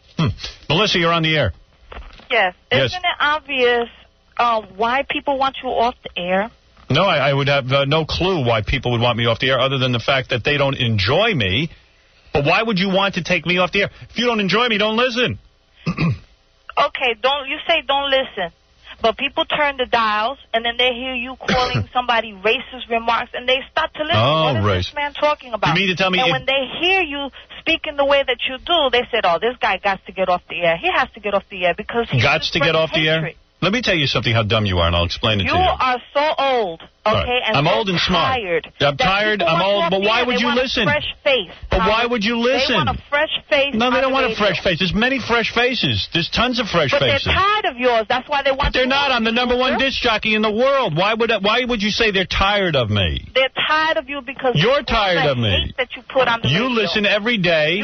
They listen every day. Yes, you do. When I do listen, okay, I just get pissed off at the things you say, and I have to. Then why do you listen? Why do you listen? You know how much of a loser you are. All right, but why would you listen if I'm a loser? I would really like for you to get off the air. Oh, you're so silly. You're not saying nothing intelligent. You know what? First of all, you mutilate my language. You are not saying nothing intelligent. You never say nothing intelligent. You never say nothing intelligent. People to listen. Do you know how dumb you sound? Give you the benefit of the doubt. You never say nothing intelligent. Double negative. Do you have any command of the language? You never say nothing? The benefit of the doubt to actually hear your show. Do you know what a double negative is? To say, hey, let's give Howard bitch. Stern a chance. I hate you. You're old, okay, you're miserable. Where'd you go to school? All you talk about is filth and lesbians. It's time How do you know? It's time for you to go. You're getting Good. old and I'm ready to go. Good. It's time for you to retire. Good. Why would I retire when I'm #1? You dummy. Okay. What do you do for a living? You're the dummy because you're making a fool out of yourself. Yeah, I'm laughing all the way to the bank, you whore. You're making a fool out of your family. How do you think your girls are going to grow up? I don't care how they grow up. Howard Stern was their father. I'll tell you one thing. They won't use double negatives. You don't know nothing. You just don't want me to speak the truth. No. You don't want me to speak the truth. Truth? T-R-U-F? You Truth? don't want me to speak the truth. Okay, let me ask you something. Where did you go to school? Well enough for you to understand what I'm saying. I understand what you're saying. You're making no sense. You're making a fool of your family. Get out of here. You're a fool. You know, you're an ass. You are the daughter of illegitimacy. You are your mother and father. Your mother and father do not even marry. That's your living. That's your. Your mother and father are not even married. It's time for you to go, Howard. And you are nothing. You are an old dog that needs to be put. You must have a big bubble ass. You are an old dog that needs to be put to sleep. Yeah. Well, let me tell you something, honey. The day that you stop listening, I'll leave. How's that? You know what? Goodbye. Goodbye. Sloppy pig. Oh, dear, she's always cool. She must be listening. Yeah, she's a practitioner of Santeria. That's why you must be taken off. Oh, please. She doesn't know anything, Robin. Dave, right? Yeah. Right. Oh, tell her to get off the air, man. Well, she's off the air now. Oh, hey, easy. You can't say that. Sorry. Yeah. She's mutilating our language. She's hungry. She needs to go eat red beans and rice. And you know she's big and fat. I know. It's not even English. Right. She's speaking this wannabe English. Right, thank you. You understand. I'm so aroused. Go on now. I am. I'm aroused. I touched myself underneath the desk here. Why? From that woman? No, just in general during the show. That's what I do. I'm doing it right now. Prosecutors met for 5 hours yesterday in an undisclosed location in Manhattan with Monica Lewinsky. Right. The woman at the heart of the White House sex and perjury inquiry. This was a possible prelude to an immunity deal with the Ken Starr Whitewater Sexgate investigation. And according to AP and NBC, Miss Lewinsky did acknowledge having sex with the president.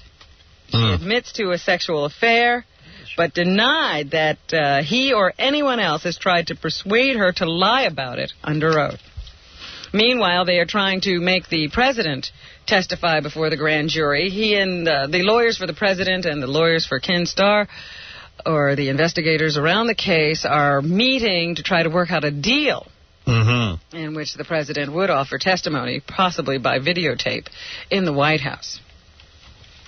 Well, so that continues. Okay. President did have sex with her. Of course. Her. What is it, Tina? Yes? Yes. I have a question for you. Please. Is lesbianism hereditary? Is lesbianism hereditary? Yes. Yes and no. What does that mean? Is your mom a carpet muncher? My mom is a lesbian. Your mom's a lesbian? Are you having feelings? I've had thoughts. Yeah. Well, what happens is... You're talking to a noted genealogist. Yeah. It is not hereditary. It is learned. Right. It is learned behavior. You think that it's only learned behavior? Yes. Mostly, yes.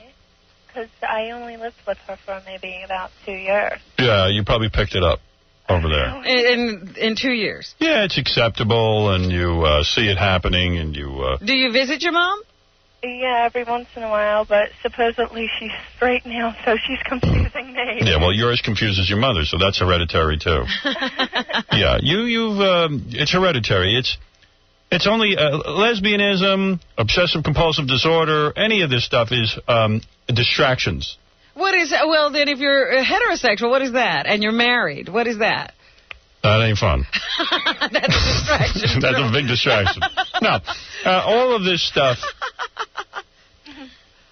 is really, when I say learned, it is a way of, like, most gay people don't have to grow up as much because they don't have to get involved with all these kids. Excuse me, they have relationships, they're having children. What are you talking about? No, I'm talking about psychologically. It keeps you in adolescence. How so, if you're doing everything that everybody else does? But you don't have to. But you do. There's no responsibility. There's plenty of responsibility. No, it's not hereditary. It is learned. You're making no sense. Just trust me on this. I know it. It's a psychological thing. It's not that it's a bad thing. I'm very much pro-gay. I mean, I think it's great. Well, the argument that they take no responsibility is ridiculous. Yeah. It's a very heavy thing. It's too heavy to get into. It take me 20 minutes to lay out for you. Just know that it is not hereditary. It is learned. All right? How do you know it doesn't have any biological basis? Because I know these things. Let me ask you a question. I'm an expert. Let me ask you a question then. Yes. How come you see homosexuality in the animal kingdom? You really don't. Do you know? Have you ever seen two dogs do that? No, you haven't. Yes, no, you haven't. That is a myth. Have to. People always say that, and then I go to them, well, when did you see dogs doing each other? No. There are tons of no, there are examples. Not. There are no gay couples in the animal kingdom. Sure, there are no couples Show me one. in the animal kingdom. No, please. Right. No, a regular relationship, this is going to get into a lot of questions, but takes tons of responsibility, which I have none. So I'm telling you, you're saying that a gay couple is not having a relationship. Yeah, they are. I know they think they are, but... They think they are? No. They're playing house. Yeah, they're playing house is right. And that's what you're doing. Right. Thank you. All right, I'm not going to get into it, but just know that it's not hereditary. Okay. Okay, thank you. Thanks. All right. So heterosexuality, is that hereditary?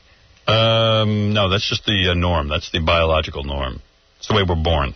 We have to have sex with the opposite sex to procreate. But that's you don't have to do anything else. Anything outside of that is out of the norm. And that is learned behavior. What? You heard me. It is a biological urge to have heterosexual sex. No, it's a biological urge to procreate. Right. And anything outside of that is out of the norm. But certainly there's nothing in biology that says you have to get married. No. That's a whole man-made thing. Right. That was man-made. That's all BS. That's all BS. That's right. That's right. So if a gay couple is doing it, they're doing the same They're BS doing the same stupid stuff heterosexuals are doing. All right. Thank you. That's all I wanted to point out. Clear. I'm just talking about the basic sex act. I see. All right. Okay. Thank you.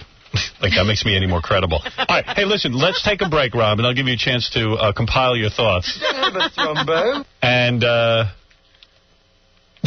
And then we'll come back and do more of this. So we can entertain people in their cars. All right. All right, right after this. You're the guys I hear breathing on the other end of my phone. This is a civil war, and I don't believe we should get involved. Okay, thank you for your comment. Thank you. Washington, D.C., hello. Yes, hello. May I please speak to Howard Stern? You know, we're talking about life and death here, starvation, and let's go on over next call in Idaho. Hello. Hello. Good morning. Concerning solar energy, what are the chances of deriving energy from Howard Stern's farts? We apologize for that, and for our viewers who may wonder, there are occasional calls by fans of Howard Stern, and we can't do anything about it, but we'll just move on. New York City. Actually, we do have a program to capture energy from cow manure, so it's not that far out. Biomass, we do. Okay. New York City. Okay, I really resent the fact that people waste your time on your fine show to mention that disc jockey, and I just want to go on record as saying that. And I'm for you, and I wish those people would stop doing that. Thank you very much. You'd be surprised how many people dislike that guy only because his fans call up and make comments like that. And what that's doing is creating a lot of resentment toward him. If they think they're helping him, they're really not, because people like you are very upset. People all over the country are upset. We get comments all the time. The Howard Stern Show. According to Entertainment Weekly, you're listening to the 28th funniest man on earth, Howard Stern. Yeah, what is it, Chris? Hey, who's this? Howard. What's happening? Hey. What do you want to know? I don't want to know anything. I'm just listening to your Alarm Me ad. Homosexuality is definitely in your DNA. There's nothing you can do about it. It's there. You can't get rid of it. You know, it seems to upset gay people when I say that it's not genetic.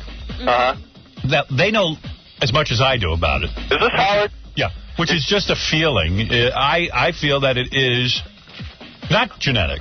It's not put down or anything, but they get crazy when you say that. They want it to be genetic for some reason. No, it's definitely genetic, and what's crazy is once you have your radar out, you start realizing that just about everybody definitely wants to have sex with another man. Yeah, well, that's what you think. Lynn, you're on the air. Hello, Howard? Yes, honey.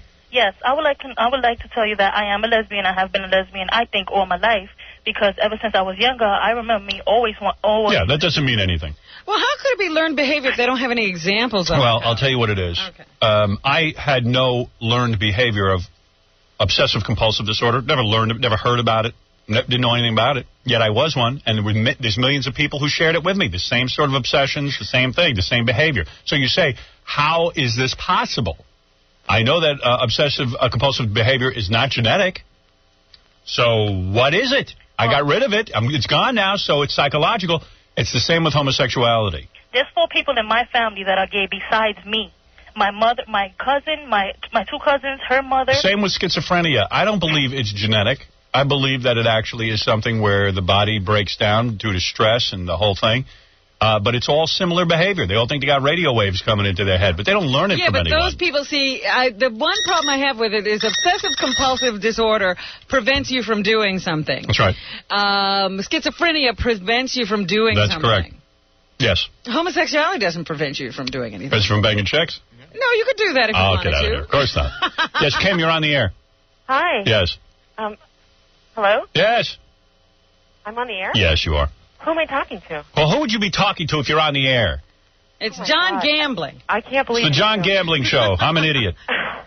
I got the show from my father, and he got it from his father. Who did you call?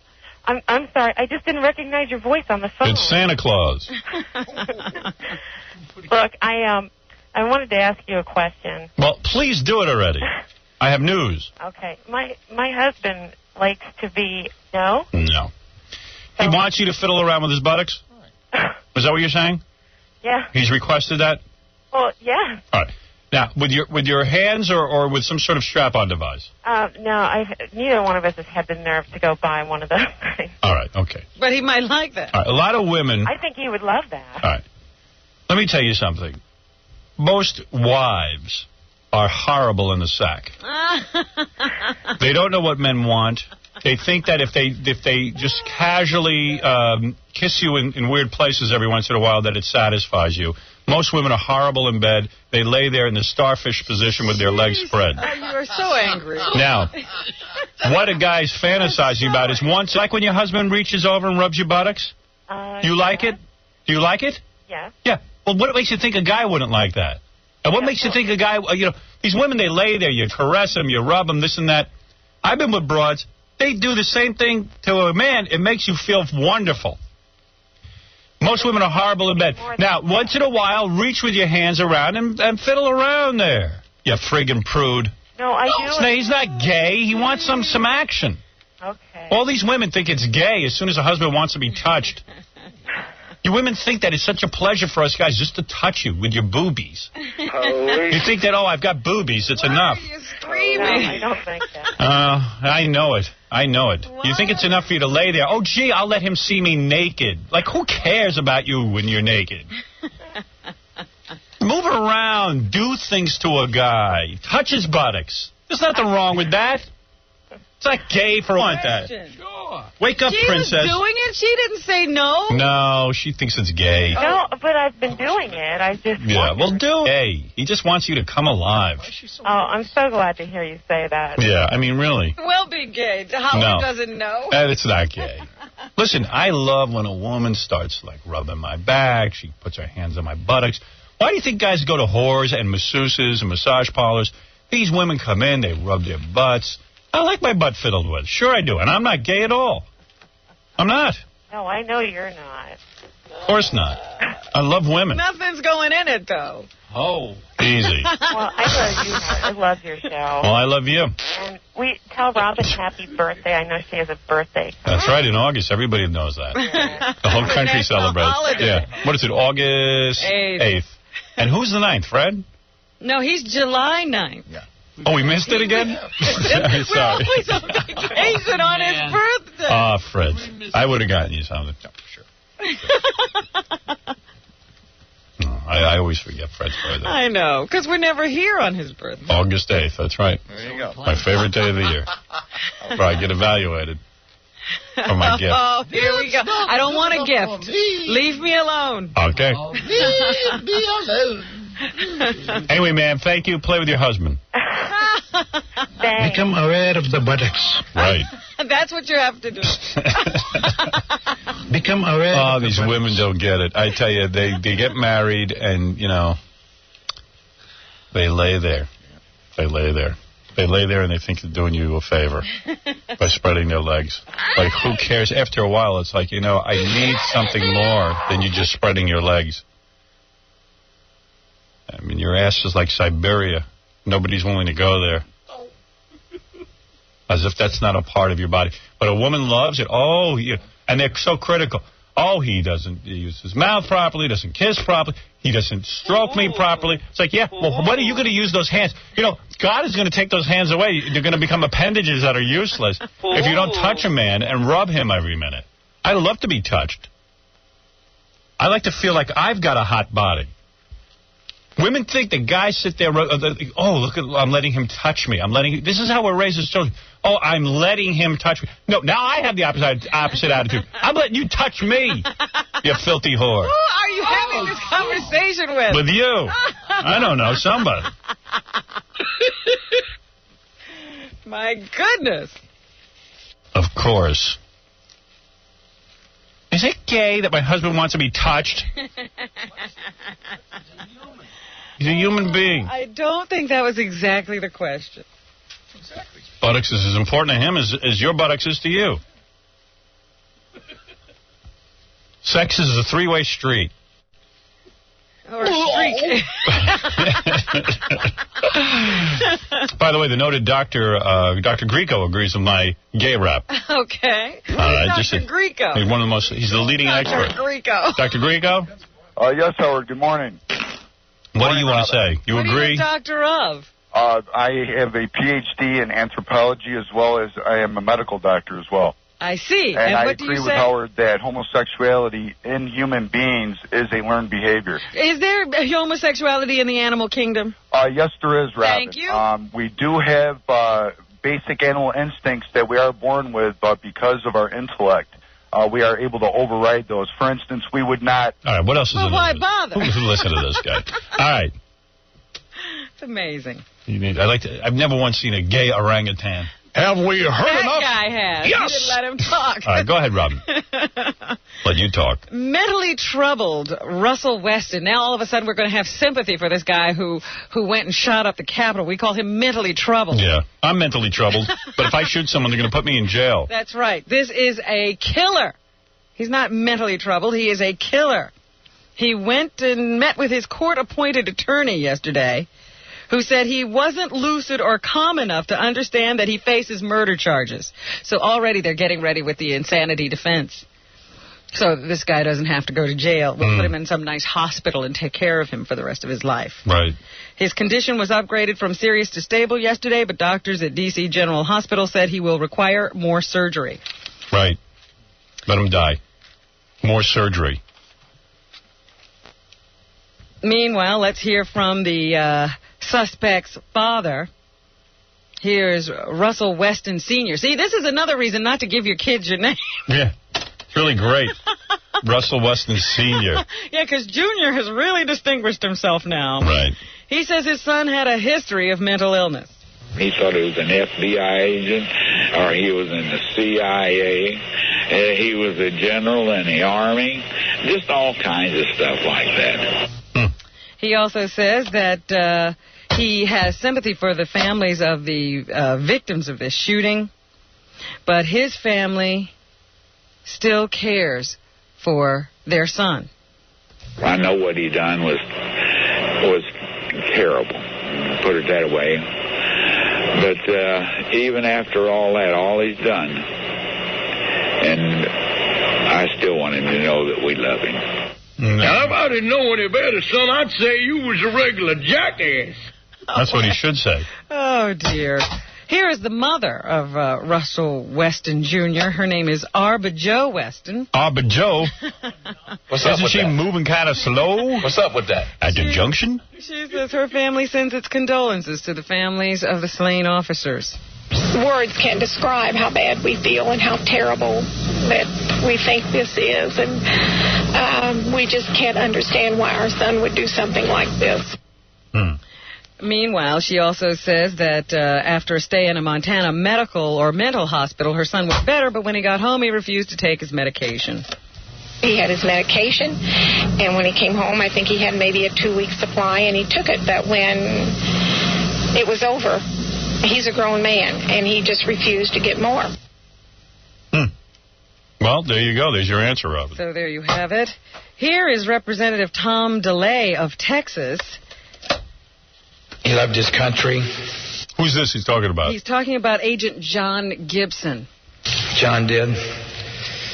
He loved sports. John Gibson was a solid man. He was a patriot. He exemplified everything that was good about America. Yep. That's a shame, but they're going to try and save this guy's life in the hospital. He really should be put to death. Yeah, they're going to give him more surgery. Here's Congressman DeLay again to talk about John Gibson. You got a number on that one? Number 5. No. Oh, sorry, that was just number 5 you played. Sorry about that. You're right on top of things. Here's Sergeant Dan Nichols of the Capitol Police. He says he's reading a statement from the family of the fallen Capitol Police officer Jacob C. Chestnut. Daddy was the ideal quintessential man, the ideal citizen who loved his country and fellow man. It is such a tragedy that this injustice has occurred. Yes, that's true. Yes, and here's Senator Bill First. He's the guy who actually administered CPR to Russell Weston Jr., not knowing he was the shooter at the time. You're not a judge, you're not a jury, you're a physician, and you are trained to take care of the airway and the heart and hemorrhage, and to do it expeditiously within seconds, and that's what the Capitol physicians did, that's what the EMS personnel did, and that's what I do. All right, I guess he's catching a little bit of heat for You got that Hippocratic oath. Who told you that? And here's Representative Newt Gingrich. It reminded you that they are both our protectors and our ambassadors, and how much they do to make this Capitol a better place, and how tragic their deaths are. Of course. Remembrances of these two men are going on in the Capitol right now. They had a bit of a delay before they could start the procession. You know, people are filing past the coffins of these two men. I could do a roast if you want. Oh, thanks a lot. Yeah. That's just what they need. I could roast them. Tell my canoe joke. Americans from near and far began filing past the flag-draped coffins of Jacob Chestnut and John Gibson this morning, a short while after a motorcade delivered their bodies to the Capitol. These guys served their country for a number of years and died in the line of duty. The public viewing, however, was delayed briefly. While police checked out what they said was a suspicious package found on the Capitol grounds, it turned out to be a small cooler on a golf cart being used by the police. Well, there you go. Very sad story. Do you know that there are groups, you know, rock and roll groups, that are now paying to have their records played on the radio? Oh, I didn't know that. Yeah, evidently it's legal if at the end of the record.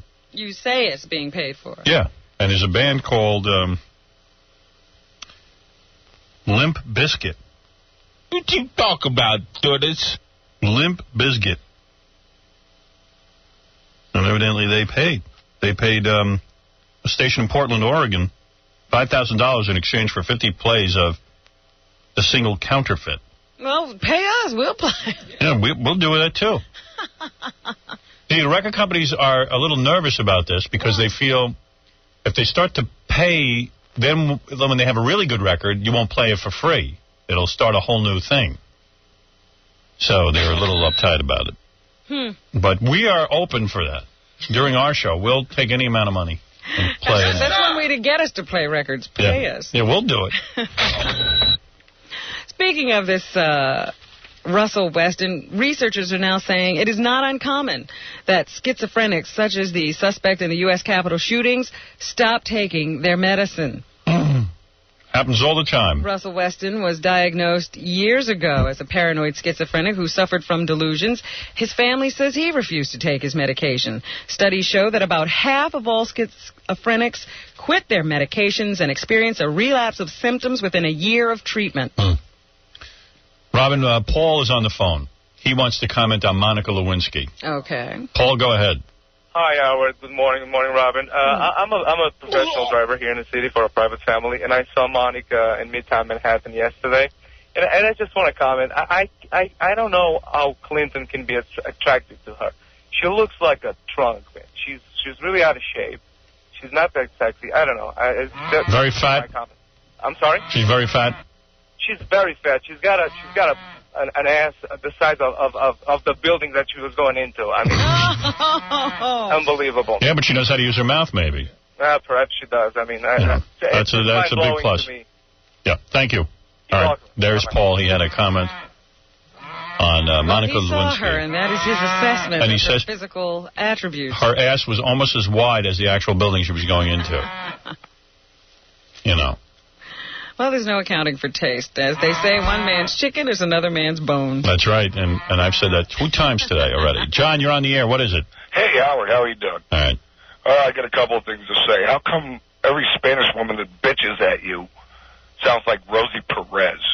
Well, I don't know the answer to that. Go ahead. What else you got to say? Well, there's a couple of things. That guy from Australia, he must be married to a talking kangaroo. All right, thank you very much. I don't know. We don't need a synopsis. Yeah, we're going to review the show? I had Baba Booey sighting about a week ago. All right. I live in the same town, and I'm driving up the road, and a friend of mine told me that he lived on a certain street, which I won't name because every moron that listens to your show will be there, partying in his driveway. And I'm driving up the street, and I'm looking, and all of a sudden I see this guy standing on the side of the road. He had a pair of shorts on, a T-shirt, Mets hat. It was Gary. Right. He had his hand covering his entire mouth. Like he was hiding his teeth and his lips so nobody would recognize him. Is that his disguise? That's what he did. I swear to God. He was standing there. Just tell him, I was in a black pickup truck. I asked him how his vacation was. Really? And he hid his mouth from you? Yeah. Well, but that didn't fool you. Everybody passing by. All right. Thank you. That's an amazing story. Joey, what is it? Hey, what's up, Howard? Real quick. I was up there in January and got interviewed by Baba Booey. I saw him last night on the E! Show. He's about a bowl of Cheerios away from an eclipse. He's a fat ass. Wow. He gained so much weight. I mean, let me tell you, Tom Chiasano wants to play golf. He could probably play golf on the holes of cellulite on his lips. All right, thank you. All right. What are these called? I don't know.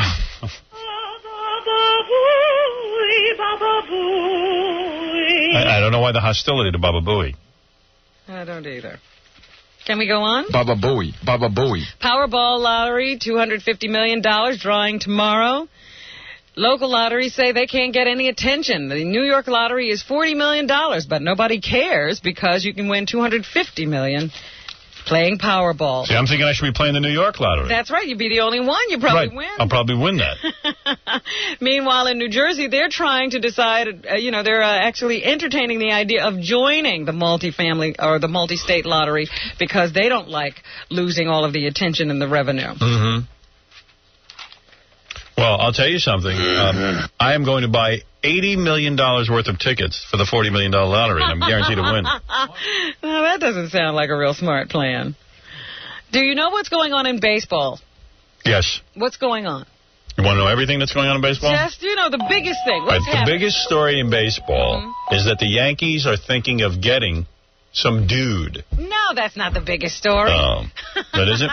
Who's the guy that everyone wants on the Yankees? Randy Johnson. Right. The big unit. The big unit. The biggest local story. The biggest story in baseball is this home run thing that's going on. Yep, that's another big story. Roger Maris's record. Yeah, that's a big story. And who's the guy who's ahead? I don't know his name. I forget. I know Gary said. How about Mark? Babe Ruth. Mark McGwire. Mark McGwire, right. And there are two guys who are trailing him by like 4 home runs. Wow. And who are they? I don't know. Who are they? Ken Griffey Jr. Right. And a guy named Sammy Sosa. Yeah. See. So Sammy hit 2 home runs last night? That's right. He was the only one playing of those 3. Right. And he hit his first grand slam in his entire career. Well, this is exciting, right? Yeah, this is big for baseball because they're all on track to break Maris's record. McGwire can actually do it in the time that it took Babe Ruth to do it because the whole thing. I hope these guys who break Babe Ruth's record, Roger Maris's record, rather, I hope they're treated better than Babe Ruth. Babe Ruth was treated horribly by baseball. When he got older, they were very, very mean to him. Well, they wouldn't let him manage because... That's right. He was kind of a joke. But that's because he was a jerk to people. Well, whatever. The Babester really built baseball. Do you know, can I tell you something? Babe Ruth held the record for 60 home runs. Right. He broke his own record, which was 52. Do you know what the record was before that? It was like 27 home runs. He almost doubled it. It was 27 home runs.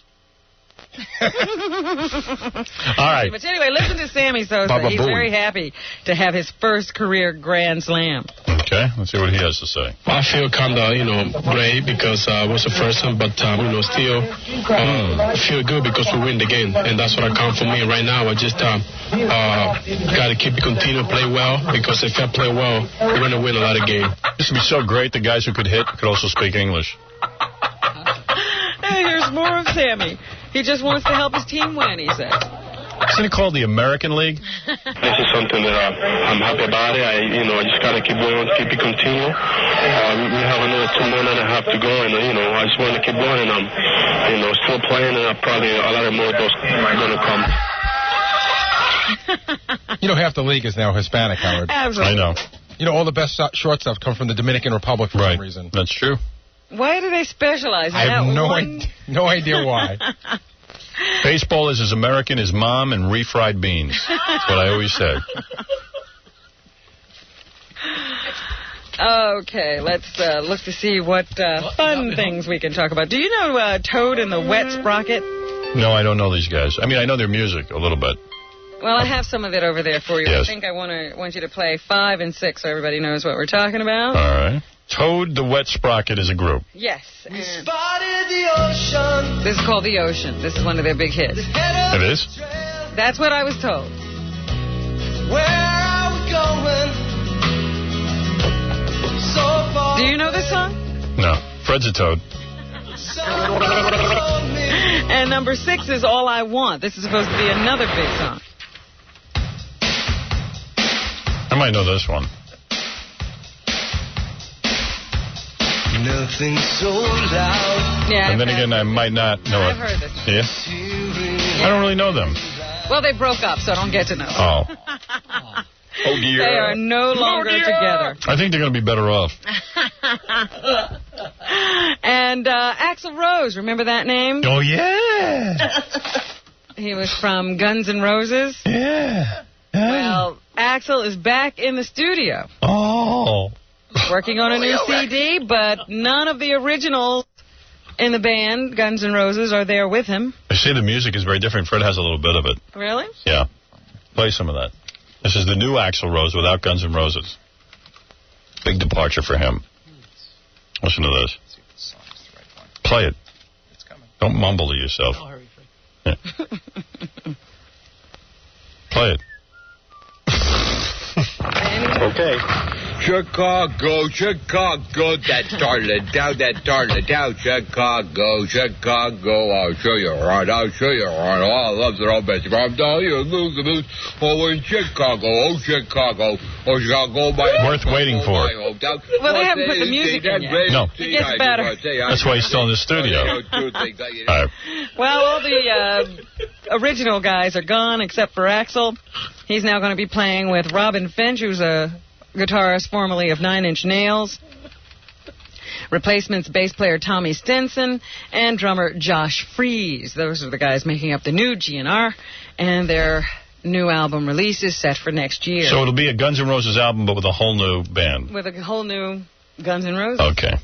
Latrell Sprewell, remember that name? Yes, he's a basketball player who punched his coach. That's right. He got into trouble for choking Coach P.J. Carlissimo. Right. And was placed on 2 years probation with the NBA. But now he's been sentenced to 3 months of home detention after pleading no contest in Martinez, California, to a reckless driving charge. Wow. So he just gets into trouble all the time.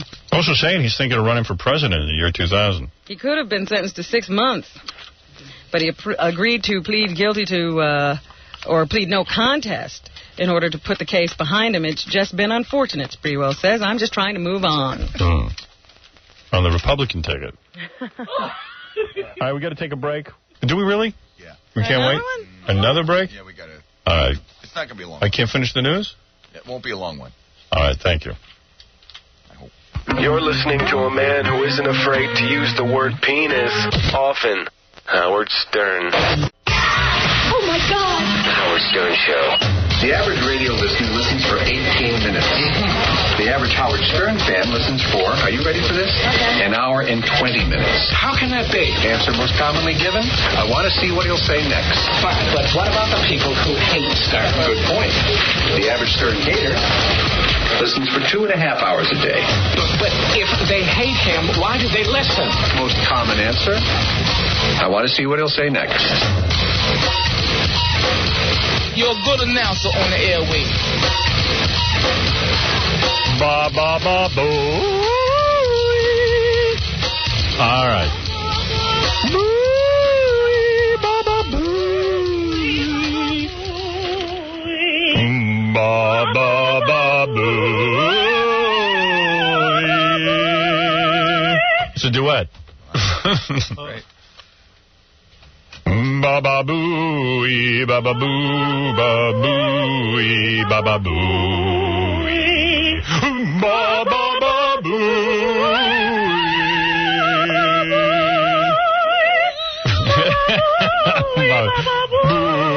Ba ba boo, fla flooey. You can get one of those cantors from the temples to sing like a Baba Booey thing.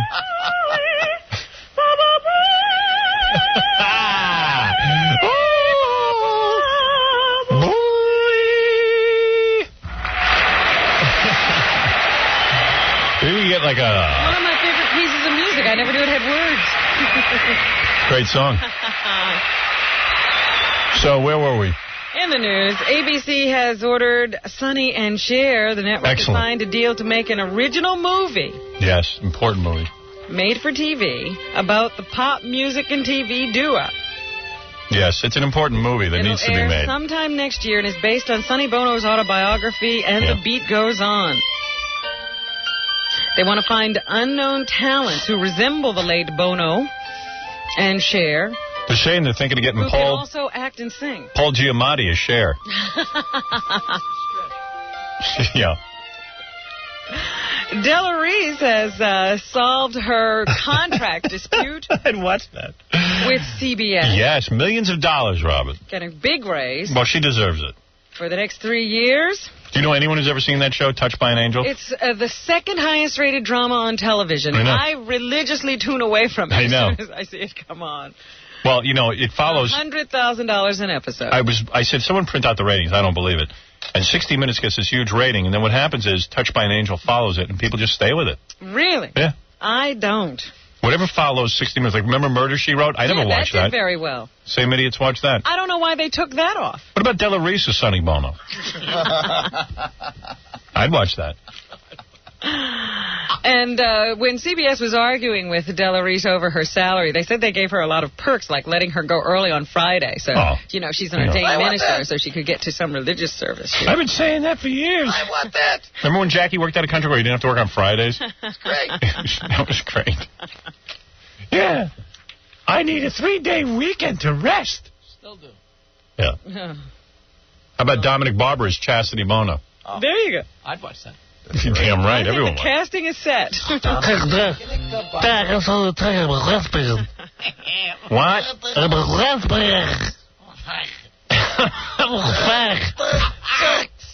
Cindy Crawford plans to pose nude in the October issue of Playboy. What'd you say, honey?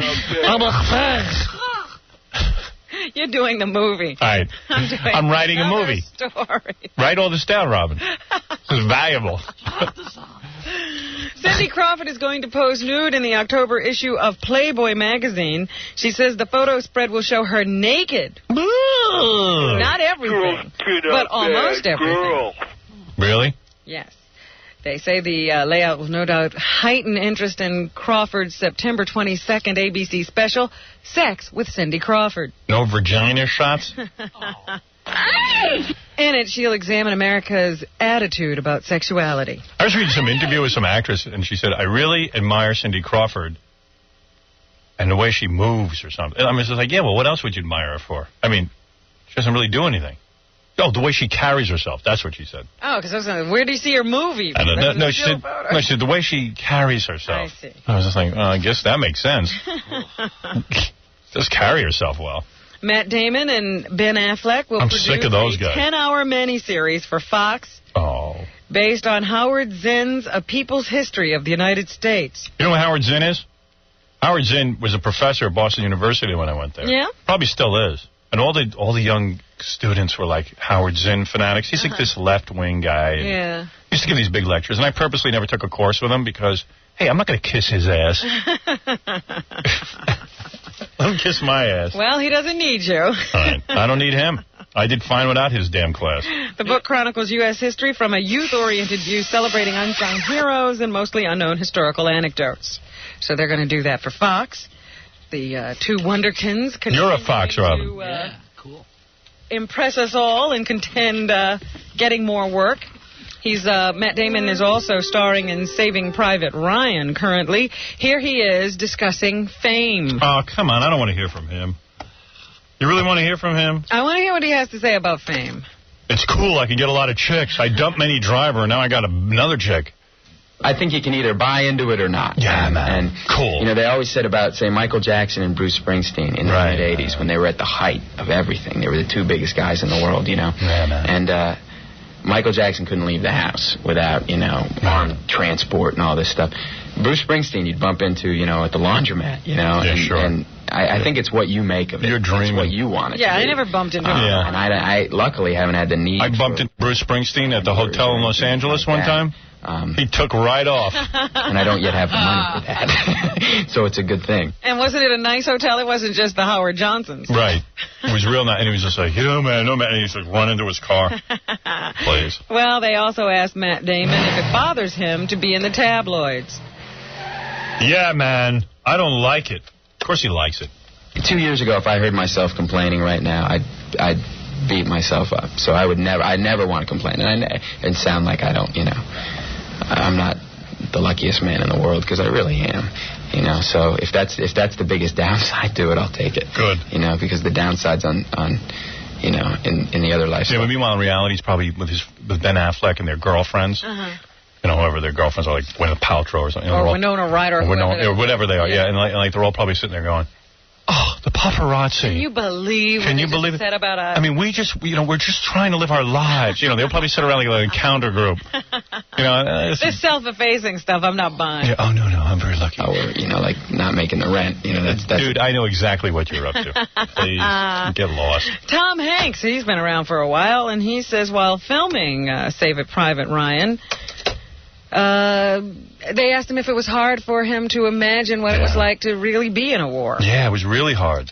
Well, no. No, I'm a great actor.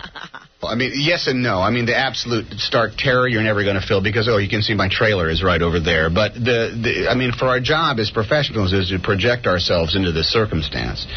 And it's not hard to do. And it's really hard to feel like you're in a war when, like, they stop the camera and you go, "Excuse me, intern, peel me a grape."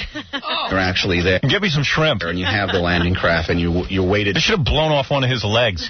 Then he'd know terror. Down with the equipment, and there's 400 other guys dressed just like you. And they should have brought back his first wife. They don't know terror. You know, they built the concrete embankments up there. Oh, shut up, you stupid thing. Right.